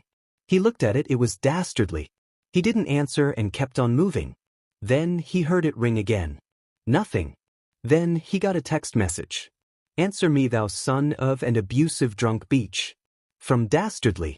Killian, immediately intrigued at the sudden speech change, answered the next time Dastardly's face showed up. You in the 1700s now? Fifth. No, I've been reading this book for so long that it feels like my first language to me. Anyway, get back here. No can do, I'm pursuing the family. But you can't. We must continue to find Hadion and then we can attack. We would take them by surprise. Dee said. What if they get there first? Relax, I'm halfway through the book, we'll find it eventually. It took you this long to get halfway through? At this rate we'll find him next week. Just get back here. No. Killian yelled. I must get to Lorca, I mean the family. He yelled before he hung up and tossed his phone into the road. A massive truck ran it over before a sports car also did that. Dean grumbled before putting the phone down. Tim, take mine ship to town and get Killian's rump back into hither ere he racks the surprise attack. I resolve go pull towards the issue. Dee yelled in Old English. The F are you even saying? Tim yelled in utter confusion. Stop Killian from stopping the family before we can find Hadion's location. Justina said. Oh. Tim said. James and the family continued to drive down the road. Any hotel near here? James asked Silena. Silena looked at her phone. About 20 minutes away. She said. Great, we've been going all day, some rest will help us? James said. But what about Cillian? Lorcan asked. You ran him over with a car, he'll be behind for a while. James said before they got stuck in traffic. Do you mean it? He said. James, I'll take the wheel, you might want it. David said. Nah, I can live. James said before he screamed without opening his mouth, gripping his head which was pounding in pain. You sure? Cindy asked. All right, don't get cocky, James said to her before giving up the seat and David jumping in. He face planted on the bed and tried to just die in peace or go to sleep. Tiberius walked into the room and turned on the television. So what's on TV nowadays? Tiberius asked. Oh, not much. Since streaming took over, cable's been slowly but surely kind of dying. It'll probably last for a few more decades or more as long as they keep getting out revivals, reboots, and other shit like that, James said. Oh, is It's Always Sunny still going? Tiberius asked. That show will outlive everyone in the RV at this point, James say. Well, let's watch it. In the mood, Tiberius said before turning on an episode. Then they heard something bang against the window. James looked up and saw Cillian hanging by a rope holding a gun. Duck! James yelled before tackling Tiberius down. Cillian shot through the window, causing everyone to panic. James and Tiberius crawled into the main area as James summoned his suit. Get away from all windows now, James yelled before everyone ducked down. They heard more gunshots enter the building as they also heard something else from outside, almost like an airship. Okay, here's the plan. Some of us will get people out of the area while the others take care of him. Ready? Go, James yelled. Before crawling towards the door, with David and Silena following. The three got outside to see Dastardly's ship above their RV. The hell? James asked. Get up here, Cillian. They barely heard Tim yell from above. Never! Cillian yelled before he shot at James and the others. James grabbed the bullet in midair and threw it away. Silena and David spilt off to get people out of the area as James helped a family get out of their car. Move along, he said before they got out, with James grabbing a golden retriever and giving it to the child. Cindy snuck out of the van and got onto the top. Cillian saw her and jumped up. Cindy began to float in the air and made her hands summon blue orbs around her. The two began to have a fist fight on top of the vehicle, giving the others inside to think of a plan. I got an idea, Lorcan said before he jumped out the window and crawled to the roof. Lorcan grabbed onto Cillian's rope and began to climb up to the ship. David looked up. What is he doing? David yelled. It's something, James pointed out. Beth, Alex, Valencia, Tiberius, and Adam got out of the car. Cillian cut the rope and Lorcan fell onto the pavement. Silena checked on him to make sure he was okay when someone stepped out of a police car. Silena, Michael, I am putting you under arrest for the murder of Jim Walkdash, he said before Alex tapped him on the shoulder and knocked him out. Bigger problems here, buddy, Alex said before checking on Silena and Lorcan. Cillian jumped in front of the car and charged at James. James dodged a punch before Cillian pulled out a knife and tried to stab James. James grabbed the knife and banged it against a car and head-butted Cillian. Adam grabbed Cillian from behind and tossed him across. Tiberius pulled off a car's license plate and slammed Cillian with it. Alex slid across a car and went to attack also, but out of nowhere he was stopped in midair by a metal pipe, which spun around him and tied him up. He dropped to the ground like a pencil before he was being brought back up to the ship. Alex barely saw Justina on the ship as well, using her magic to get back into his head. Alex began to panic and tried to get out himself, but the pipe was getting tighter and tighter around him. Lorcan and Cillian continued to fight as Valencia and Beth got an old man out of the area. Cillian hip through Lorcan before beginning to shoot around the area. Help! They heard Alex yell. Ow! James yelled before he tried to fly up, but Cillian shocked him with his stick before James's suit was functionless. Cindy flew up herself and tackled Alex away and landed in a pile of snow. Cillian went to stab James, but Tiberius kicked him out of the way and punched Cillian. Back off, he yelled. James rolled away himself like a rag doll slowly as the ship began to lower down onto them. A beam pulled down and Cillian was pulled up into it before it flew up and blasted off at light speed. Because of the burst of wind, snow plowed onto the family and covered them all in it. James was helped up by Adam. Everyone in. No. James said. Once they were all back in, James pulled out a green orb, looked at the map for the closest hotel, and summoned a portal in front of them. I ain't waiting in this traffic, he said before he teleported away. Killian was handcuffed to a chair as he ravaged in it like a wild animal as Tim and Justina flew off. Let me go. I gotta get them. Not now, per Dastardly's order we must keep you at bay, she said. Bullshit. They were right there. We could have killed them. Killian yelled. I don't know either, I'm just following orders so I can not die in the apocalypse. Tim said. Oh yeah, and you'll not say where a goddamn kidnapping victim is? Killian spat out. Do you really have to get that into every FING conversation we have? Tim asked. Where is Lily? Killian said. I can't say. Tim said. Bullshit, you did it, you know. I don't. Tim yelled. Stop lying through your teeth dash. Tell me where she went. I'd like to know. I was dragged into this dimension because of Dastardly's stunt and so was she. Tim yelled. Killian stopped and raised an eyebrow. How did you know? Oh, I don't know. Maybe because if the portal was blue and DS Crystal is blue, then maybe I can connect the dots and figure it out for myself for once in my goddamn life. He screamed before sitting himself in the seat and continuing to fly out.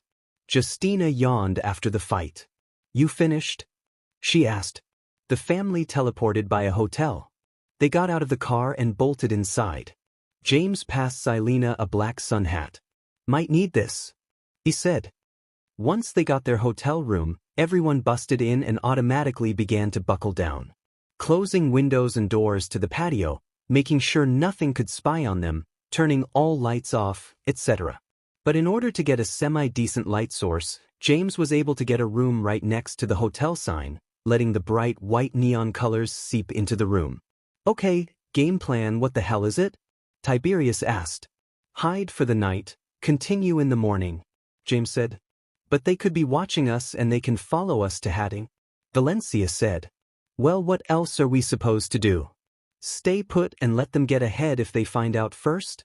James asked. Whatever we do, we're risking them getting there. David said. So do we fight them back at West Covina? Lorcan asked. Nah, they might be ready for that, plus they have an army of demons and robots already, so in the end it might do worse than good. James said. What about me? I'm still being seen as a murderer, Silena pointed out. I'll figure that one out later. James said. Okay, so I say we all get some rest. We surely won't be resting tomorrow morning. Beth said. You're right. Okay, let's all figure out where to sleep and then do exactly that. James said before they all began to get around the place. Beth, Valencia, and David all consensually agreed to sleep in the same bed. Silena and Adam got into the same bed. Tiberius got onto the couch by the sides of the patio doors. Alex was able to get James to summon a sleeping bag and pillow to get his own spot on the floor, and Lorcan just grabbed a couch pillow Tiberius wasn't resting his head on and laid down between Silena and Adam's bed and the wall. James looked around. I'll take the bathroom, James said. Silena, you mind Cindy jumping in with you too? James asked. No, she said.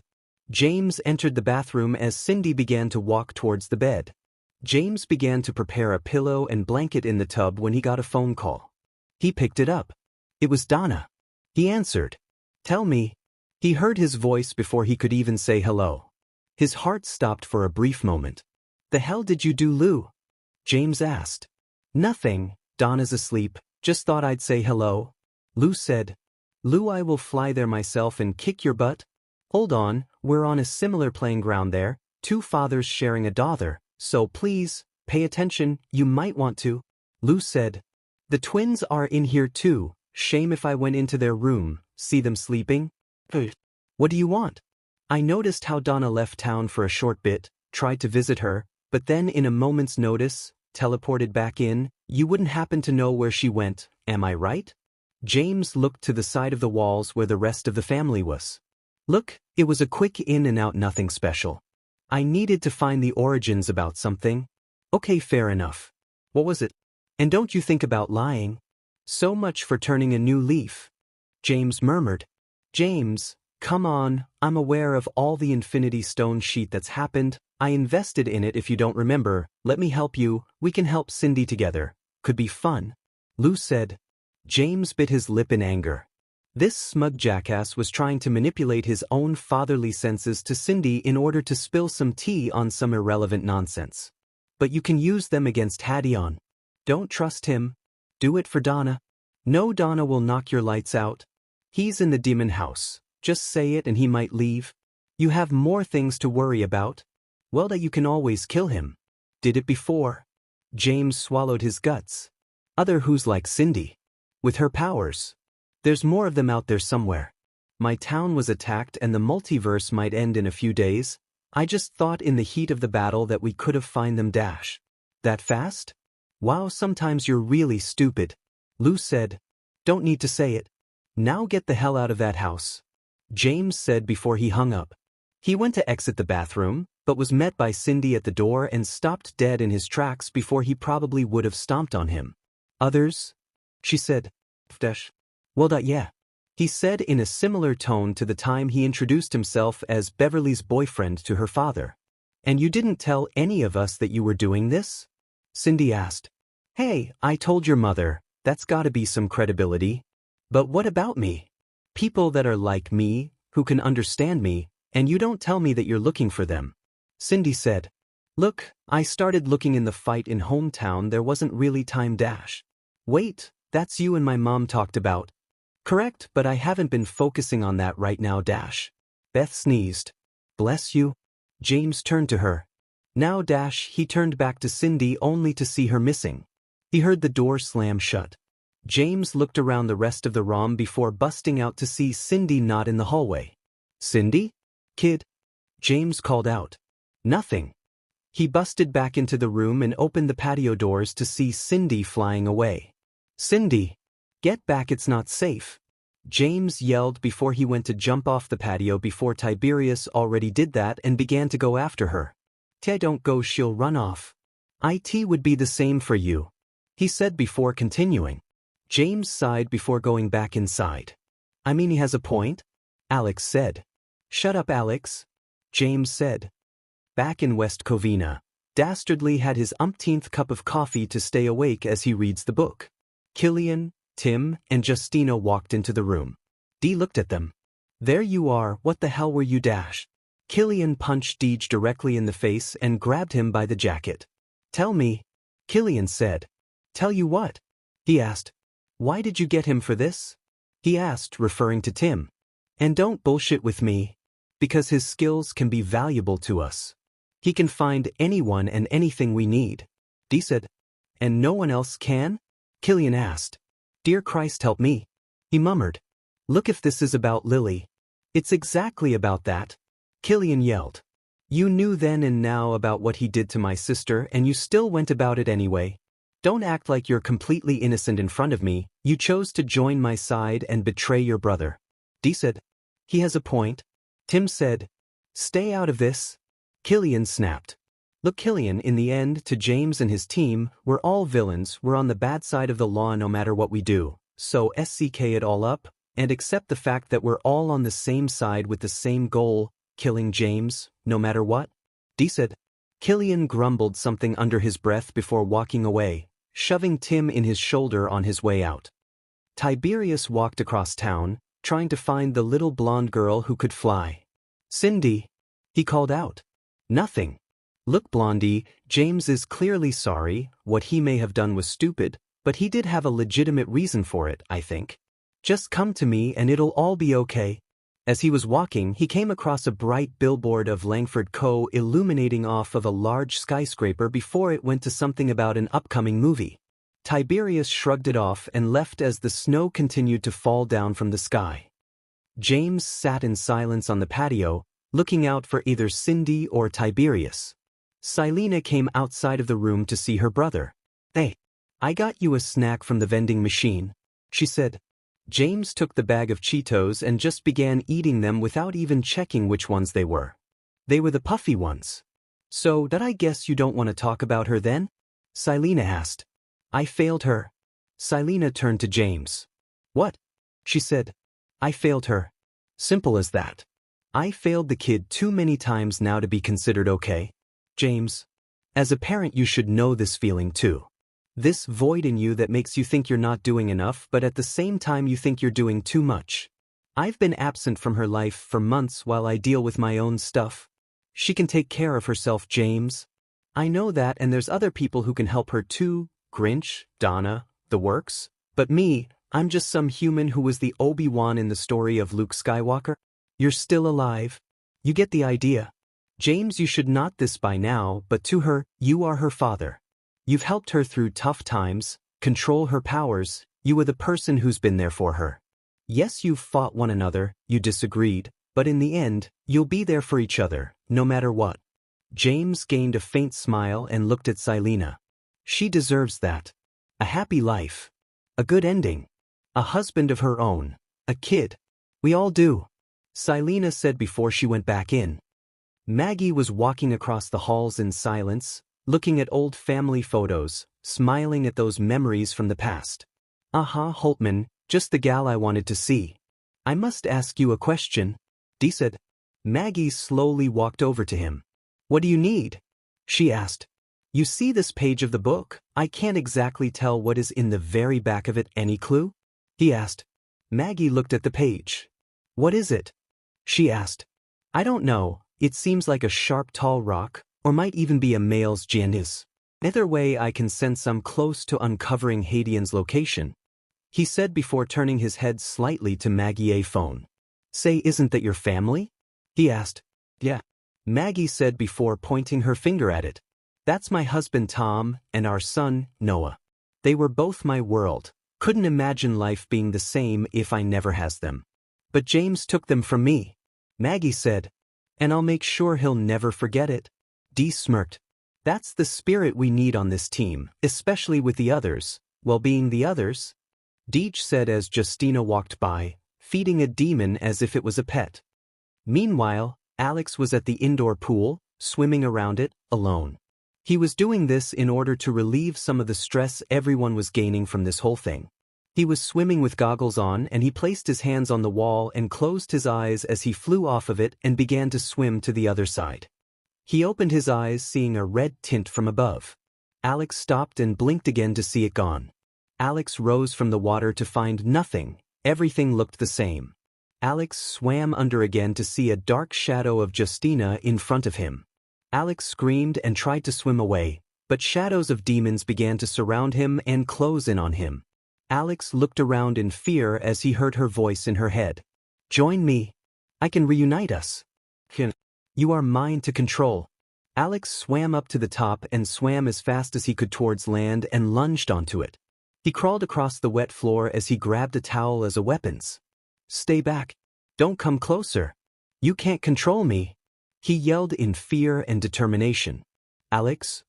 Alex turned to see Adam standing there. Adam! He yelled before getting up and hugging him. Whoa, Alex, you gotta tell me what's happening. It was Justina. I see. Adam said.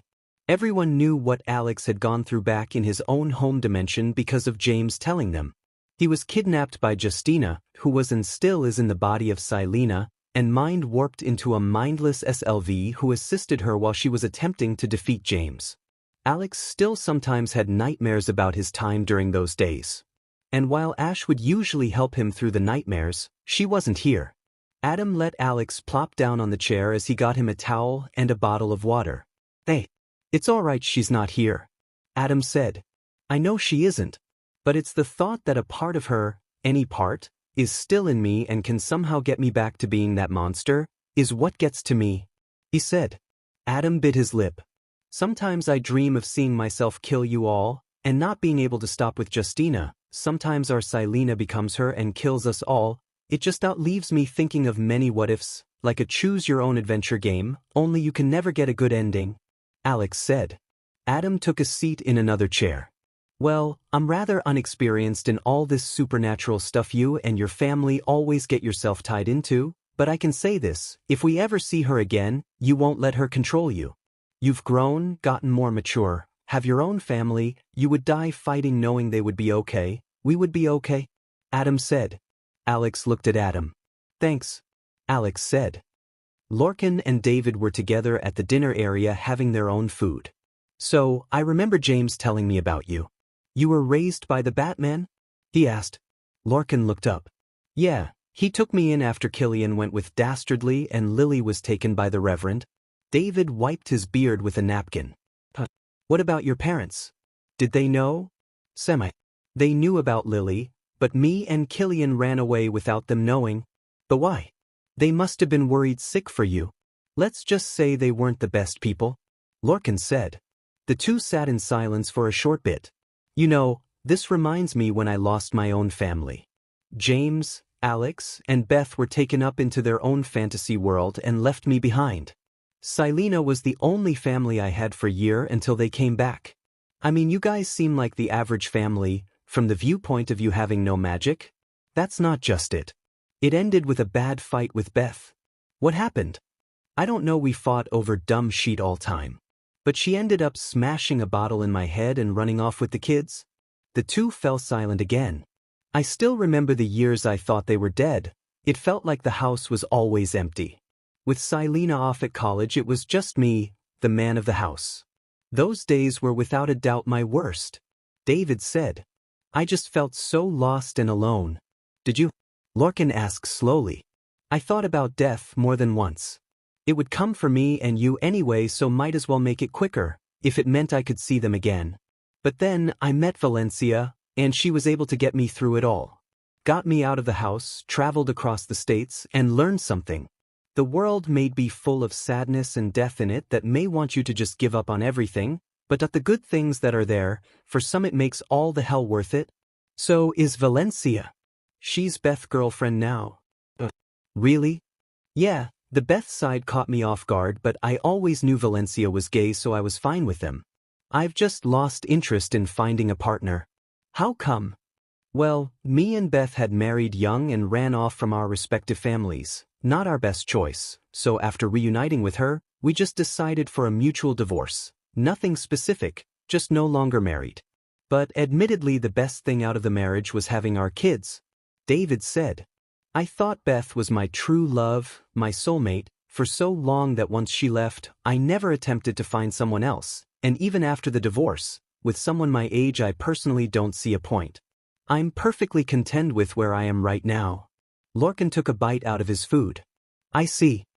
Tim was relaxing on the patio smoking a cigar as the smoke blew out into the snow. So she can be anywhere? Tim turned to see Killian, knowing exactly what he meant. Lily. Yeah. I got into that portal and so did she with her own separate route, and haven't seen her since. Put a gun to my head and I wouldn't know. But why didn't you just tell me? You wouldn't believe me. Killian went to say something but didn't. See what I mean? He asked. And stop acting like you didn't leave your brother for Dastardly, because you did. Our parents were pieces of shit and he offered me a chance to dash. To what? Make the world a better place? Open a car repair shop? There's no way you'd think that stuff, right? I was a kid. Then why don't you just leave now, huh? Killian stopped talking and clenched his fist. Because I believe what we're doing is right, don't you? He asked. Before Tim could say anything, Dietz kicked outside. My fellow fellas. We have a location, he said, getting straight to the point. Tiberius would have given up and walked back where he found Cindy. She was sitting at the edge of a railing, where a beach was roaring waves at the mainland. Tiberius slowly walked towards her. Kid. Cindy didn't turn her head, but her eyes glanced at him for a moment before looking back. Tiberius clasped his hands together and rested them on the railing and looked out on the ocean. I take it you were trying to find them yourself? Nothing. Okay, he said. I'll take that as a yes. Nothing. Nice view, ain't it? Just shut up. She whispered. Tiberius looked at her again. You've tried to do awful things to me and my friends, kill me and my friends, had a massive robot try to kill us and destroy the city, take my powers for your own personal gain, amongst several other things, so please just tell me why I should even attempt to listen to you as if you were a voice of reason? She screamed before she looked back off into the beach. Tiberius looked off into the beach. I never said that last thing. You don't have to trust me. Let me tell you something, everyone thinks they're the hero in their own story, So they always think what they are doing is right, even if it's socially unacceptable. For example, a bad act against someone only because they look different from you, or justifying actions because of some stupid sob story or their place in their work position. In their eyes, it's what they think they should do. Think about every single time someone has called you selfish or stupid for an idea you have. In their minds it's wrong, but in yours you think it's a good thing. Tiberius said. What does this have to do with anything? Cindy asked. In James's head, what he thought he was doing was a good thing. Not telling you in general there were more like you was kinda bullshit on his part, but what he was trying to do in the moments he was fighting, trying to get them so he can save the world, make sure everyone he knew and loved got to live on with a happy life, gotta admit, kinda noble. But just because he never told you doesn't make it any less truth. He cares about you still, can't say that about anyone I know. Cindy raised an eyebrow. What do you mean? Minute. Why did he say it? He rubbed his hair. My father. He never really gave a shit about me or even my mom. She left when the money was coming in hot and took a chunk of it that she could just live off for the rest of her life. To everyone and himself, even me, he was always the billionaire playboy architect Jack Langford, the man with an eye for building, constructing and all that shit. No one knew him as just Jack, the multi-cheating alcohol-addicted one poor soul. I wasn't his kid, I was just some stupid young adult he had to make sure didn't get run over by a car. Did he know about what you did? Cindy asked. Oh hell yeah. In fact, while I was at the house, I caught this. Tiberius said before showing Cindy an article. Jack Langford calls out his son's attack on the city. Cindy looked at Tiberius. Threw my butt under the bus after I died during the attack.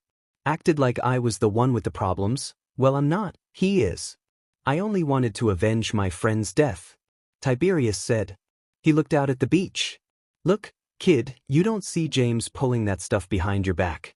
Doesn't matter how much he doesn't tell you, one day, you might end up in his shoes, shielding others from stuff to protect them, and trust me, it'll hurt both of you when the latter finds out, but in the end, it was your choice. Tiberius said. Cindy looked at Tiberius and jumped off the railing. She hugged his leg, which caused Tiberius's entire body to tense up. I have a pretty bad dad too.